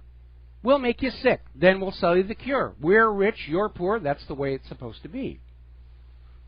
And just to show you how sick this whole situation is, illegal drug dealers are packaging ecstasy pills with cartoon logos and selling them to preteens. Now, if it's wrong for the illegal drug dealers to do that, shouldn't it be wrong for the corporate pharmaceutical companies to do that? We're rapidly getting into Aldous Huxley's description of the Brave New World, where everybody is permanently medicated to keep them tranquilized, keep them obedient. They're all fed this tranquilizer called Soma. And what's really scary is fluoridation of water, which has been documented to have zero impact on tooth decay, is a mild tranquilizer. Look at all that the federal government has done. Can you think of anything that you believe is beyond them, past them, that they would somehow find the courage to draw a moral line and say it's wrong for us to put chemicals in the drinking water to make people more obedient? Of course not. If it's available, they're going to use it because they don't believe in democracy. What they want is power and control and empire, and anything that serves that, well, that's a good thing. Anything that doesn't serve it, well, we got to get rid of that here. Okay, we're coming up on a commercial break here. When we come on back, new developments in the world of vaccines. There's yet another movie coming on out questioning about vaccine safety. This is becoming a tidal wave. We'll be right back after these few words. Hello, hi, America. Welcome back to the show here. And yes, our What Really Happened server is underneath hacker attack right now. And I know it's Hillary's people because the target of their DOS attack are these articles. Hillary the Spy, the Clinton Dead Bodies List, the Epic of Clinton Mess. They're not really very, very subtle. And trying to beat them basically off. But they always wait for the radio show because they know I'm a little bit busy and tied up about these things. All righty, let's see. Now then, we're talking about vaccines and vaccine safety. Big stink over the documentary Vaxxed. It was supposed to be scheduled for the Tribeca Film Festival. It was yanked under pressure. Robert De Niro is obviously regretting that decision. He's now working on his own documentary about vaccines and autism. He says there needs to be an open discussion. He has a child that became autistic after being vaccinated. We had some very good friends of ours, perfectly normal, healthy kid, 6 vaccines at once, which has now been shown to be known to be dangerous. Kid became autistic. So there's a new video coming on out, and it's called Man-Made Epidemic. It's already debuted in London at the Curzon Cinema in Soho, and it's getting ready for worldwide distribution. And so this is the beginning of a tsunami. People of the world are waking up and realizing that government and corporate media aren't taking care of them. Government and corporate media are taking care of corporations and government at our expense. Another article coming out of Live Leak. Autism rates continue to explode as more vaccines are introduced. Now, what they're talking about is not what's going on in the United States. What they're talking about is it was noticed that as new vaccines were brought on, more and more children became autistic. Before this whole vaccine craze began, the mandatory vaccine craze, 1 out of every 5,000 children in America was autistic. Today it's up to 1 out of every 25. This is an absolute crime. Well, apparently over in Asia, under much lobbying and political pressure, they started introducing mandatory vaccination in Asia, and all of a sudden their autism rates are exploding. And their current autism rates are now 50 times higher than they were back in 2000, 16 years ago. And this crime against children continues to be committed because it makes money. That's it. If it makes money, it's good. You know, if we kill a few kids, you know, you need to understand something. The vaccine industry doesn't pay any settlements for the harm their vaccines cause. They were indemnified of all civil liability by the Homeland Security Act, and the government set up a vaccine injury court that is paying out billions of dollars to people damaged by vaccines. You know who picks up that tab? You, the taxpayer. You're paying for the damage these pharmaceutical companies are causing. Now, there's a positive development here. This is taking place up in Massachusetts. And I'll tell you about it as soon as we come back from these few words. Aloha, America. Welcome back to our show, hour number 3. The phone lines are open, 800-313-9443. We're going to go ahead and grab a phone call. Pete in Florida, aloha. Welcome to the show. What's on your mind? Mike, thanks for taking my call as usual. I got 3 things for you. I think your website is down as of about 5 minutes ago. I know we're on a delay here, but about 5 minutes ago. Okay, it's back up again. It's been under pretty much constant attack ever since I started the show 2 hours ago, and they like to do that because they know I'm not available to deal with it. But at the moment, it's back up and running again. I've got a lot of automated stuff that can fend them off. And like I said, I know this is Hillary's people because the DOS attacks are specifically focused on those articles. Hillary the Spy, the Clinton body count, and the epic of Clinton's mess. They're just trying to hit them time and time again. I'm sorry? Wear it as a badge of honor, my friend. That's all I can tell you. Well, you know, obviously we're over the target or we wouldn't be catching flack. And the more these people play this way, the more it becomes obvious they've got something they're afraid of. They've got something to hide.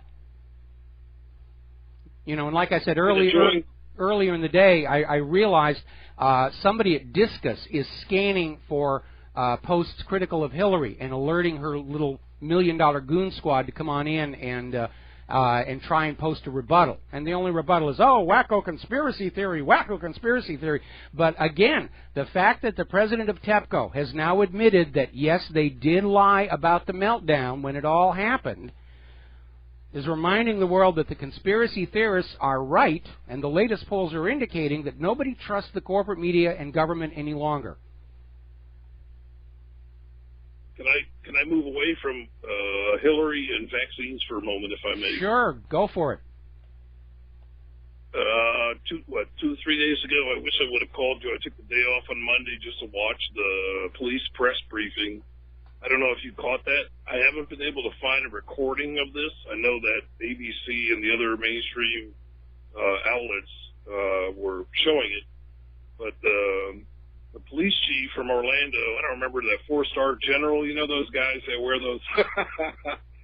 This is funny for an old sailor like me. You know, I'm an old sailor. For civilians wearing, 4 stars on their shoulders, or on their collars. But the guy, he was asked a question by the press. The person in the press asked, what happens if it turns out that some of those people were shot by the police yourselves? And the chief essentially said, it doesn't matter. That's all on the shooter. that's all his fault. You know, he brought this on. Yeah, I did see that, and of course the first thing I thought about was that shootout at the Empire State Building a couple of years ago. 9 bystanders shot, all by the police. And the Orlando chief of police acknowledged that, yeah, probably a lot of those people that were in that club were killed and wounded by the police and not by the shooter. Now we have this Orlando police officer who's gone public saying that the police were ordered not to go in there while whatever was happening in there was happening. Right. I mean, it doesn't even matter. I mean, whatever comes out now, it just kind of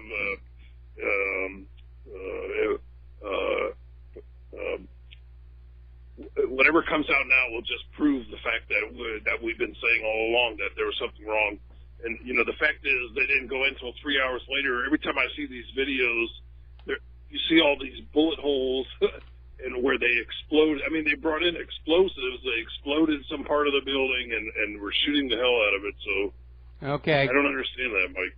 Well, again, they keep changing the story, and for propaganda to work, it has to present a consistent, believable alternative reality to replace what's really going on. And in this case, it didn't. It's not consistent. It's constantly contradicting itself. The physical evidence, the obvious fraud in the videos where they're carrying the guy toward the club, or they're carrying the guy until the camera stops, and at that point they just put him down. You know, it's obviously a fraud, and we don't need to go into debating the trivia, okay, the minutia.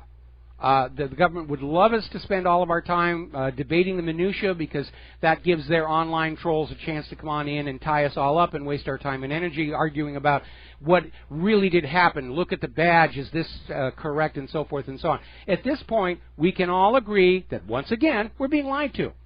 And it's time to get past that and start deciding, what are we going to do about living underneath a government and a corporate media that lies to us on an ongoing, steady basis?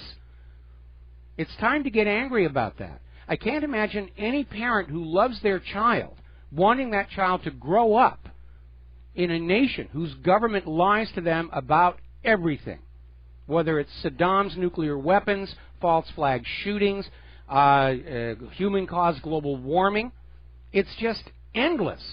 And at this point, I think people in the government and the corporate media are scared to tell the truth about anything. They're afraid we might actually learn how to tell the difference. So to play it safe, they lie about everything.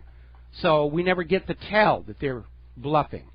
Anyway, going to take a second here to welcome our on-air affiliates back to us, joining our show. Pardon me. And we were talking with Pete in Florida. You got anything else? Yes, sir. I just want to comment on that and say you've been so prescient the entire time about saying get over the minutia, whether it's 9/11 or all these other false flags. You know, don't waste the time debating on what actually happened. The fact is something bad happened, and we need to realize that and take a step back. My last thought for the day, my friend, is about the court's ruling on the Fourth Amendment there on Monday, basically putting a nail in the coffin. I don't remember that anywhere in the Constitution that says that judges are supposed to test whether a government employee is acting in good faith or bad faith, but that's essentially what hinged on the ruling with Streif. I don't remember the first, somebody versus Streif. When the cop was sitting out there and just, carded the guy for no other reason. He was sitting out there based on suspicious investigation and, caught the guy with methamphetamines or whatever, and the Supreme Court essentially said, so what if the search was illegal, or so what if the stop was illegal? We essentially found drugs on him, so it doesn't matter if, the cops are doing anything illegal so long as, the warrant stands up to it. I mean, they're just opening the door wide open. Well, they've officially declared the United States a police state, where the police, no matter what they do, even when they murder innocent law-abiding Americans. And by the way, the police in the United States are murdering more innocent Americans than all the mass shooters and terrorists put together. That's the reality there. And they want to be immune from prosecution. And that is not what America is supposed to be, because the Founding Fathers created a nation in which everybody was subordinate to the law, from the baker in the donut shop all the way up to the president themselves. all follow the same laws and face the same punishments. But we don't have that anymore. Above a certain level of wealth, above a certain level of authority, you're immune. It's like we've returned to the ancient time of nobility, where the laws were only for the serfdom. And, anybody who had a noble title was immune from prosecution. And that's exactly where we are. We could, instead of calling our society neoconservative or neoliberal, let's call it neo-feudalistic, because that's exactly where we're going. Okay? Right, Mike. Thanks so much. All right, thank you very much. We're going to let you go here. Now, getting back to the story that I mentioned a little while ago. Up in Massachusetts, there's a glimmer of daylight. The Supreme Judicial Court of Massachusetts has opened the legal door to retry all of the shaken baby syndrome convictions in the state. And basically, Chief Justice Ralph Gantz ruled this month that this shaken baby syndrome case has to be retried because evidence contrary to the supposed science behind shaken baby syndrome was not presented at the trial.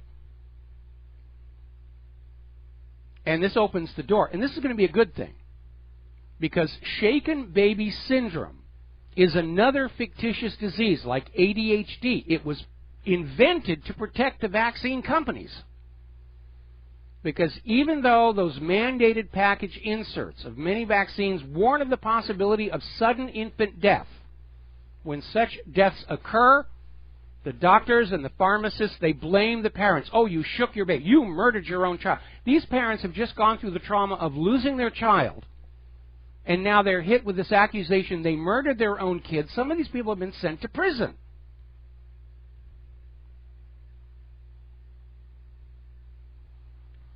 And if you look at the definition of the symptoms of shaken baby syndrome, they line up exactly with adverse vaccine reactions. There is no firm evidence of shaken baby syndrome, and there's a lot of evidence saying that these deaths of children are caused by other causes. And that was the part that was not allowed to be brought into the court. And that's why Massachusetts just said these cases all have to be retried. There was evidence out there saying that the claim of shaken baby syndrome wasn't really proven, and it was simply not brought into the court because we have to protect those vaccine companies. Do you remember following the Sandy Hook shooting? A group of Connecticut citizens tried to invoke their state's equivalent of the Freedom of Information Act to get Adam Lanza's medical records, because there were reports from people who knew him that he was on psychiatric medication. And we know there's a long history of these medications provoking outbursts of extreme violence and suicide. And now they're finally owning up to the fact that these SSRIs don't actually treat depression. So it's all downside and no upside, except for the pharmaceutical companies who are making money from these medications that 25% of the American population are now taking. And by the way, they're addictive. Guaranteed income. And while these citizens in Connecticut were in this meeting to get these records, they were joined by a gentleman named Patrick Quanachet, who was an attorney for the state's medical examiner office, who came on in and made the statement that even if in this one case there had been a link between prescription psychiatric medication and Adam Lanza's supposed rampage, that wasn't important for the public to know because they might stop taking their proper medications. And then when you look at how present big pharmaceutical companies are in the Connecticut economy, you begin to see the monetary motive for wanting to keep a lid on it. And of course, Patrick Quanachet is completely wrong. It's not that one case. Go over to ssristories.org and you will see hundreds and hundreds of these documented cases, including instances where the court said, yeah, this person was perfectly okay until they took the medication. All right, we're going to grab ourselves a phone call. Frank in London, aloha. Welcome to the show. What's on your mind? Yeah. Hi, Mike. I just want to go into a topic about, as you know, tomorrow we'll be voting for either to stay in Europe or exit Europe. Yes. And I've made an interesting experiment. Now, I'm what you would call a second-generation Black British. Okay. I mean, I was born in Britain sometime in the 60s. That's from the people who immigrated or migrated to Europe from the Caribbean. It's interesting that when I talk about exit, and I'm for the exit because we have a corporate takeover of nationality. You've got an influx not only from the Middle East, but you also got people coming in from Eastern Europe, and the builders here, the British builders, are not getting work because they can do the work cheaper. So therefore, it's basically driving down standard of living. But listen, because I'm black and I talk about Brit exit, hardly anybody really wants to challenge me, or they would challenge me, but not use words like you're xenophobic or you're a racist. But I realize I've got some white colleagues and friends. If they say the same thing, they get another label. They're either xenophobic or they're racist. And it makes no logical sense. No, it doesn't make any logical sense. I mean, if you look at this from a logical point of view, it is logical for Britain and all the EU member nations to get out of the EU. It's been a raw deal from beginning to end, and there is nothing racist about feeling good about your country, whether it's Great Britain or the United States of America. And all these politically correct morons running around saying that flying the flag of your own country somehow represents racism and bigotry and intolerance, that's nonsense. And again, when I was growing up, we were taught you be proud in your country. And yes, there's other countries out there, and they're wonderful too, but this is your country, you take pride in it. And now we're being told today taking pride in your country is somehow racist and intolerant. Yeah, it's just this political correctness idiocy has got people actually afraid to actually voice their opinions on something. Well, that's what it's designed to do. I mean, political correctness is cultural Marxism. It's an attempt to swindle us into acting like we don't have freedom of speech anymore on the theory that anything that we say might offend anybody on planet Earth. But you cannot have freedom of speech without offending somebody. Because no matter what you say, there's going to be somebody out there whose entire sense of self-worth is based on always finding things to be offended by, and they're going to be offended by you. Yeah, and just before I go, just to let people know that the decisions are not made by the people you vote for in Europe. You have a European Commission. Yes. Nobody knows who these people are, and they're the ones who ultimately makes the political decisions that is going to impact upon your life. No, you're absolutely right. I mean, there's this wonderful feature-length film, Brexit the Movie, and that's a point they keep hammering home. The European Union Parliament is a pretext to make it look like there's some kind of democracy, but they actually can't pass any laws. They can't repeal any laws. All the decisions are made by those EU commissioners, and Mikhail Gorbachev is right. It's a modern incarnation of the old Soviet Union. When you see the European Union commissioners, think the Politburo, unelected, chosen among themselves, ruling the Union with an iron fist, and out to destroy the middle class as a potential threat to their power and authority. You're absolutely correct, Mike. All right, thanks. All right, thank you very much for the phone call. We're going to let you go. Now, let's see. I'm looking at the latest headlines coming on in, and apparently the latest poll from Great Britain has Brexit 7 points ahead of Remain. And 10 of Britain's most distinguished retired military officers called for the Leave vote. So it could be a landslide. And if they try and reverse a landslide or they ignore the will of the people, that we could actually see a revolution inside Great Britain. And the big question would be, would the European Union literally, militarily invade Great Britain to keep it in the Union, the way Abraham Lincoln invaded the Confederacy? Because it's a similar situation. When the American Civil War began, when the Confederacy seceded, they were the lion's share of tax revenues going to Washington, D.C. And Abraham Lincoln couldn't let that go away. They were desperate for that money. The EU is the same way. Germany and Great Britain right now are the only economies capable of propping that whole mess up. Everybody else is in serious trouble. If Great Britain succeeds in breaking free, Germany's going to follow. So, it's going to be exciting. I'll tell you right now, they're going to try and steal that election the way they rigged the election for Scottish independence. If it's a landslide, it's going to be very hard for them to do that. And again, Parliament's already come on out and said, well, it's non-binding. We're going to do what we want to do. And what I keep getting from people who are writing me from Great Britain is there's a palpable anger in the air. And remember, there was some kind of a civil disorder near London in a borough called Barker. And they didn't talk about it. They've stopped talking about the riots and protests in France. They don't want you to realize that ordinary people around the world have reached the breaking point. So we'll see what happens. I hope Brexit wins for a wide variety of reasons. But we know the people who want the Brexit and the EU and the New World Order are desperate, and they are people who are willing to do anything to get what they want. Vote rigging, assassination, war. That's what they're like. We've got to take a break for commercials, and we'll be back after these few words. Aloha, America. Welcome back to our show here. And not too long ago, I did a video called What Are They Thinking? And it was produced for a conference on health and wellness and anti-aging, and it was very well received.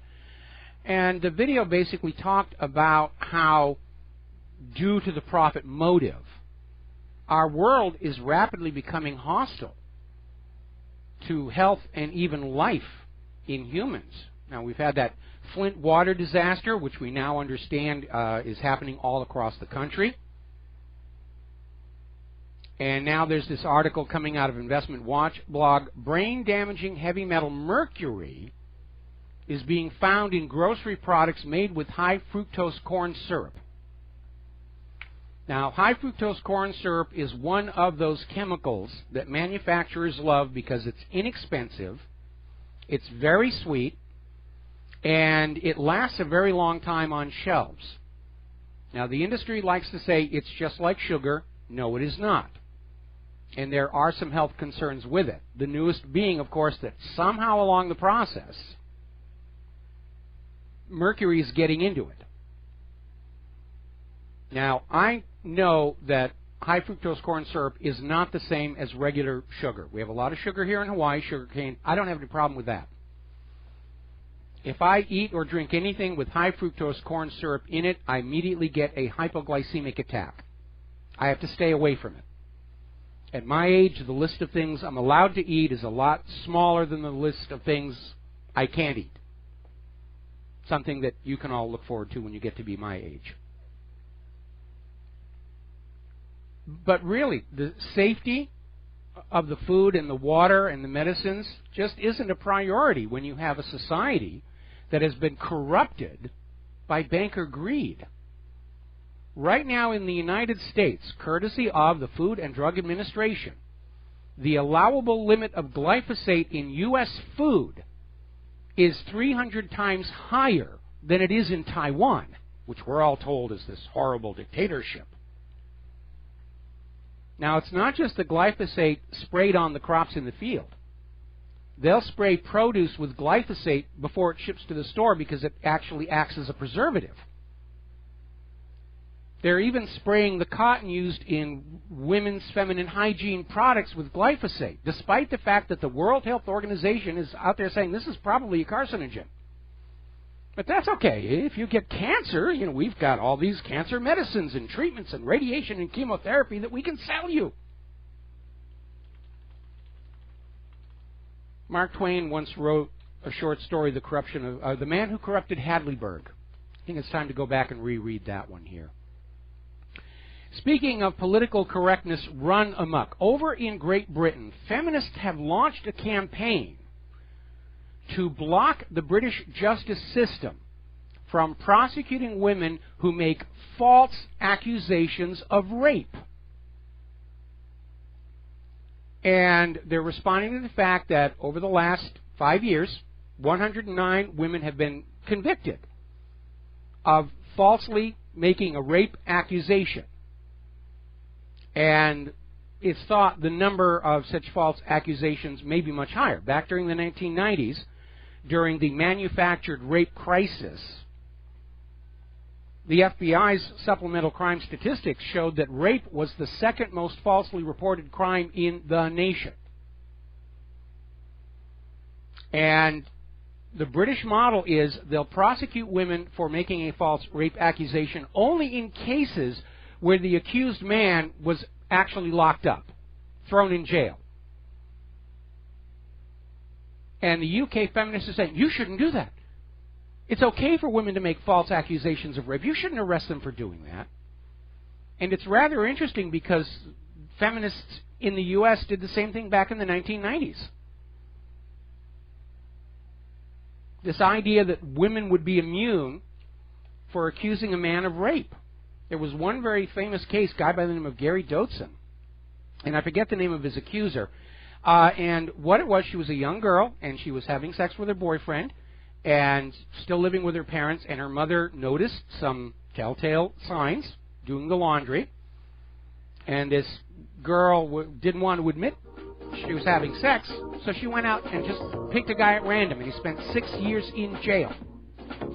And now thought, okay, it happens, but we shouldn't prosecute the women who do this. We'll be right back.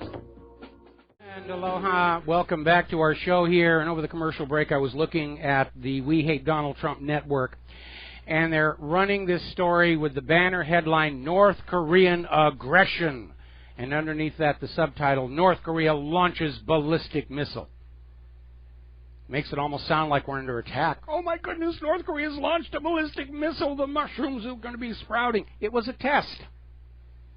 It was a test launch. All countries that are developing missile arsenals have to test fire them to make sure that they work. Now, here in Hawaii, the next island over that-a-way is Kauai. And they have the Pacific Missile Test Range there. And they're always firing missiles off of that. And you don't see China getting on the media saying, United States aggression, they fired a ballistic missile.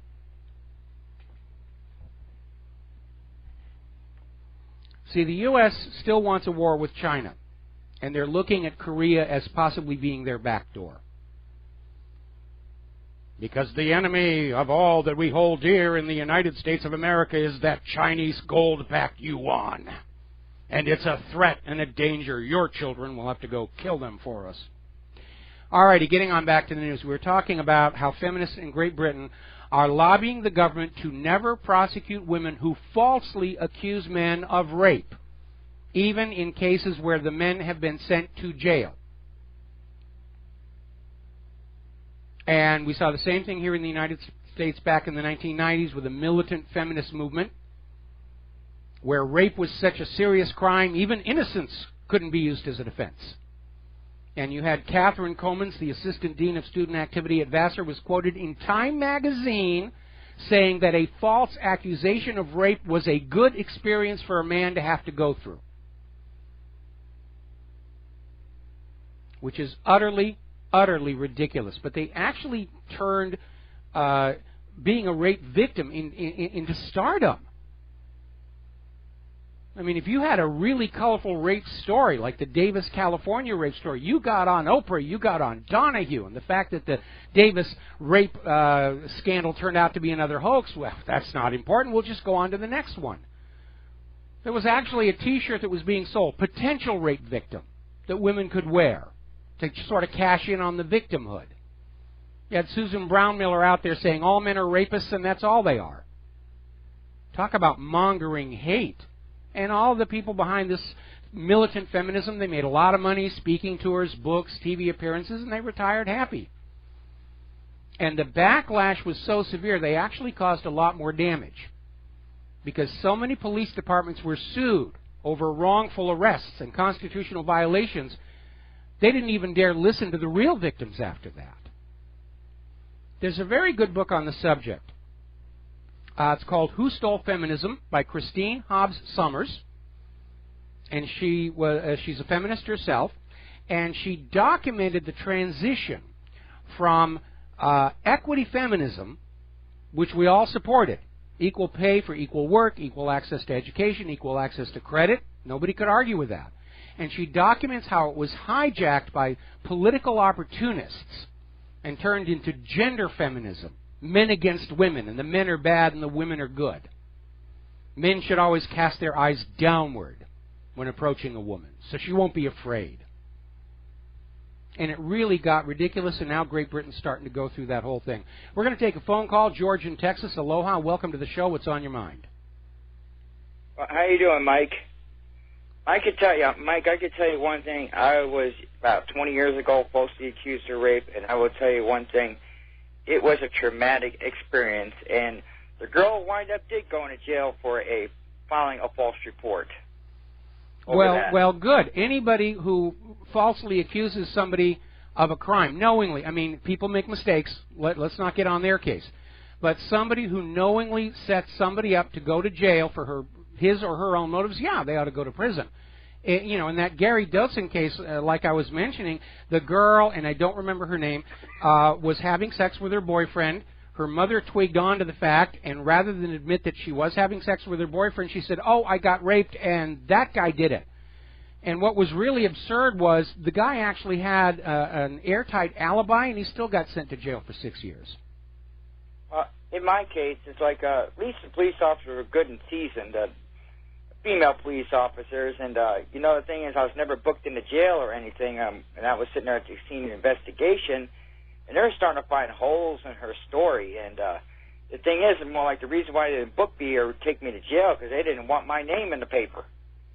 You know how even though you're accused, your name's in the paper. And oh, yeah. I mean, they're trying to pull that on Donald Trump right now. I mean, there's this lady claiming that she was raped by Donald Trump on Epstein's Island when she was 13 years old, and she filed a lawsuit in California that was thrown out. Now she's filing a lawsuit in another state. And it'll probably get thrown out. But the purpose is so that Hillary can go out and say, well, forget about what Bill Clinton did. Look what Donald Trump did. He's just as evil and vile and so forth and so on. And, who really knows at this point? But, again, this is clearly a smear job. But this idea that feminists are saying that women who falsely accuse men of rape should not be punished, that's absurd. What they're doing is they're handing women a weapon with which they can bludgeon people. And we saw this not only with rape, but just the accusation of sexual harassment. And we saw a lot of women who would get ahead in the corporate environment by claiming this or that man had sexually harassed her. And Michael Crichton actually wrote a book about that called Disclosure that was actually made into a movie about that very, very thing, about predatory women using sex to gain an advantage over a competitor and get rid of them. Speaking of Donald Trump, I was sitting there listening to conservative radio, and I'm glad I had the application in the car, RBN application. I can listen to you while I drive in the car, and they're sitting there going, Texans are pretty sore over how Donald Trump treated Ted Cruz, and it's like, Ted Cruz is a liar. And these people are still hanging on that Ted Cruz was the only choice. Ted Cruz does not qualify to be president under the Constitution of the United States of America, period, end of story. Everybody who supports him is not only a traitor to the Constitution of the United States of America, they're setting up Hillary to win the White House. Because if Trump is kicked out of the Republican nomination and it doesn't trigger a revolution, and they put Ted Cruz in, Hillary's lawyers will be at the Supreme Court the very next day, pointing out Ted Cruz was born in Canada of parents who were Canadian citizens at the time. Because he was born out of wedlock, he does not qualify for birthright citizenship because his mother's from Delaware. He does not qualify as a natural-born U.S. citizen. Well, that's the thing is, it's like got some of these people in Texas just hanging on to Ted. I'm like, and the thing is, this Republican convention, I really think the establishment's really underestimating the people. I think they're really underestimating them. Well, again, we're seeing so many places that are on the edge of violent uprising, France, Great Britain, And I keep hearing more and more anger in these phone calls and in these emails I'm getting. And it's a really, really ugly situation.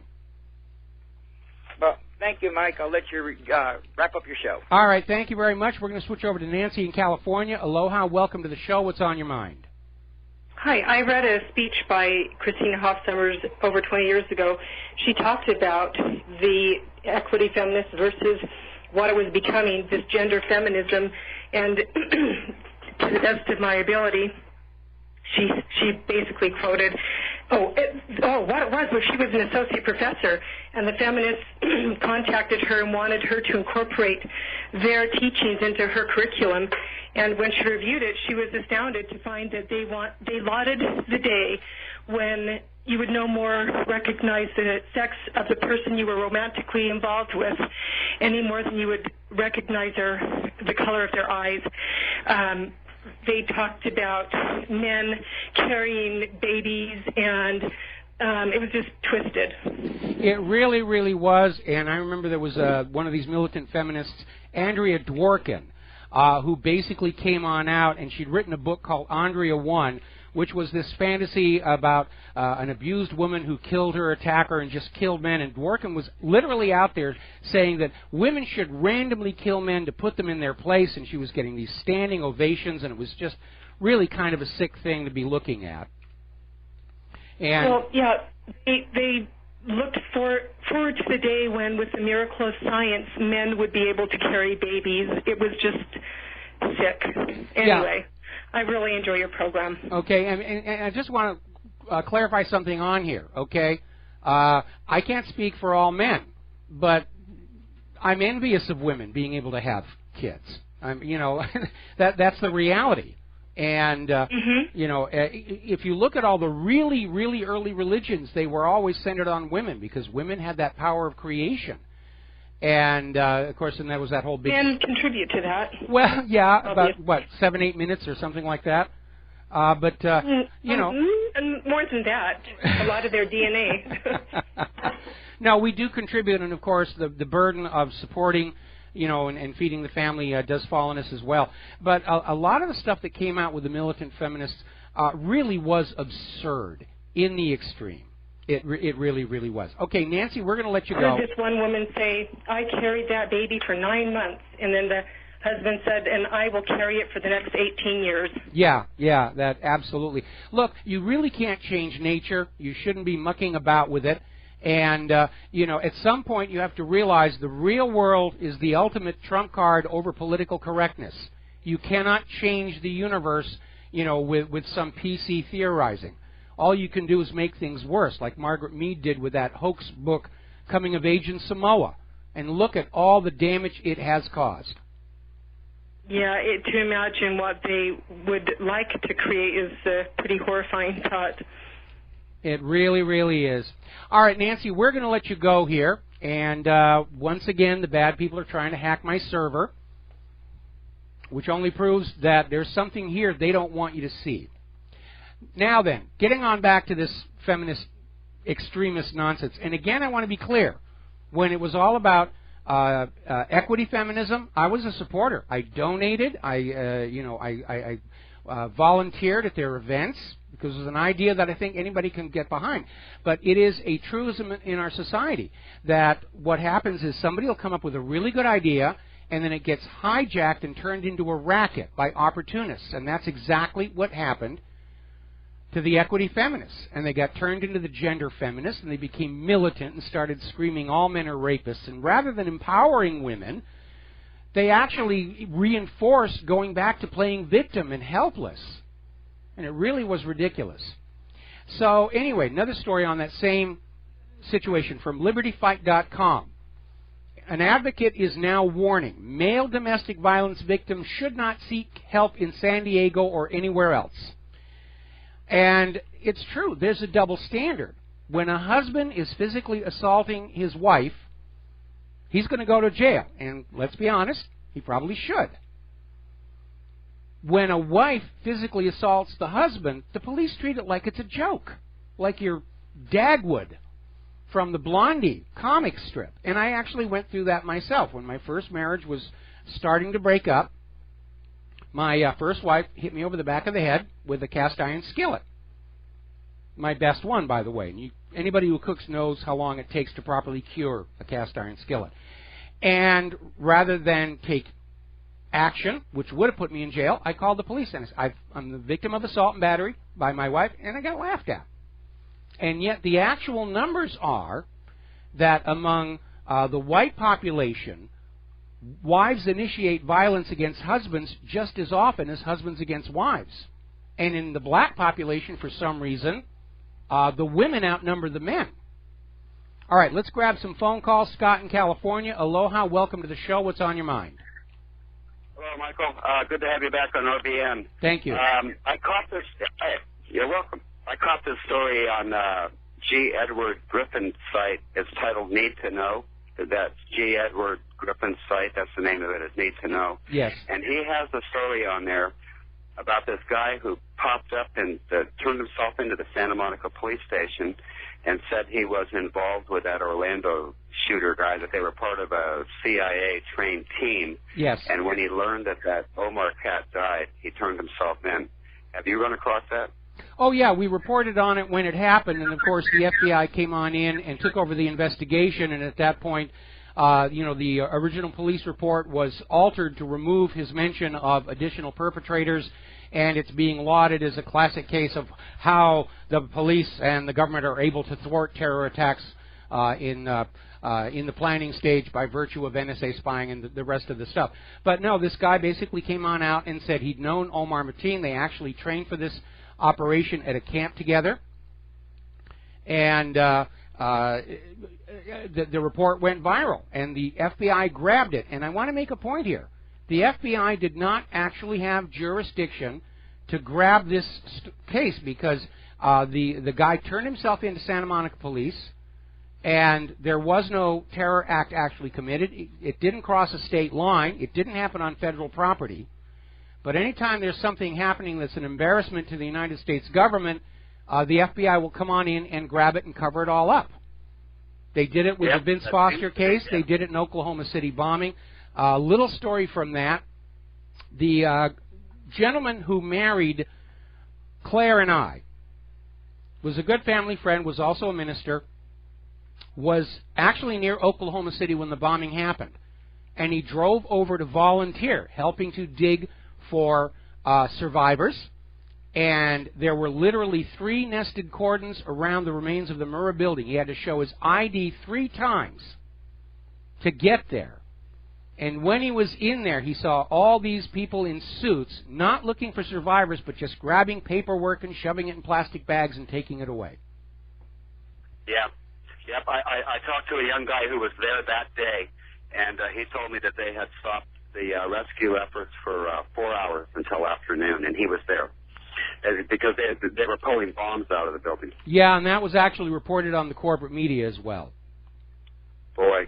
Okay, Michael, thank you. I just that story blows my mind about this guy goes into the Santa Monica Police Department. You think that would make the news or something? Oh, of course not. Remember, corporate media's job is to, make the official story what you believe. They're failing miserably, but that's what they're trying to do. Let's switch over to Alan in Texas. Aloha, Alan. Welcome to the show. What's on your mind? Yeah, hey, Michael. Yeah, Oklahoma City. Oh, wait a minute. We got to take a break for commercials. We got to take a break for commercials. Stay on the line. I'll come right back to you. Aloha, America. Welcome back to our show here. We're going to go back to Alan. And, Alan, you had something else. What's on your mind today? Yeah, I was just going to say real quick about that Oklahoma City. Like I said, I lived in Fort Smith, Arkansas at that time. And, that's only a couple hours from Oklahoma City. And I remember when they suspended the operations, they said, we're suspending operations because we found more bombs in the building. And I said, more bombs in the building? But what I really called about was about this women being able to call and accuse. A good friend of mine from high school was living with a woman. She'd been married before and particularly didn't want to get married again, but he was basically his wife, her husband, I mean. And, she had a daughter. And at one point, his name is Don Post, and he caught her trying to sneak out of the house one evening to go see this boy. He knew she was trying to go see this boy down the block. And, he got onto her and punished her. Well, she proceeded to call 911 and tell the police department that he was molesting her. And all this went around. Everyone that knew Don knew that there was no way in hell that he was molesting this little girl. You know, Don was a good guy. He was a little wild, but he lived life the way he wanted to, and, you know, he didn't have any malice towards anyone. And ended up hanging himself. Oh, and I talked to his basically wife, the mother of the daughter. I talked to her afterwards, and she said, Don, she said the last thing he said to me was, no matter what, even if I'm acquitted of all these charges, I'll always be an accused child molester. So he couldn't put up with that. He was a good guy, and he hung himself in their backyard over an accusation that wasn't true. Well, there were a lot of those horror stories there. You know, when I was much younger, I got hit with a false rape accusation. It went nowhere because the girl in question had been claiming that she was raped by everybody, the butcher, the baker, the candlestick maker, the bus driver, the garbage man, and, you know, at that point the police had stopped listening to her. But and again, this behavior was being encouraged by the militant feminists. Anyway, listen, Alan, I need to let you go. We're almost out of time here. And I do want to mention John Stadmiller's coming up here with his show following mine, and apparently he's got some real hot topics. He's calling it a barn burner, and communitarianism apparently is the subject. I just got word on that, so you're going to want to stay tuned for Stadmiller's show on that. Final story that we have here, interesting article coming out of AnonHQ.com. As you know, it's now becoming acknowledged that marijuana does have positive medicinal benefits. It actually stimulates your brain cells to grow, whereas alcohol will kill them off. But if you watch how much you drink, only the weak ones. And it turns out the reason there has been so little research on this, it's been deliberately blocked by the DEA.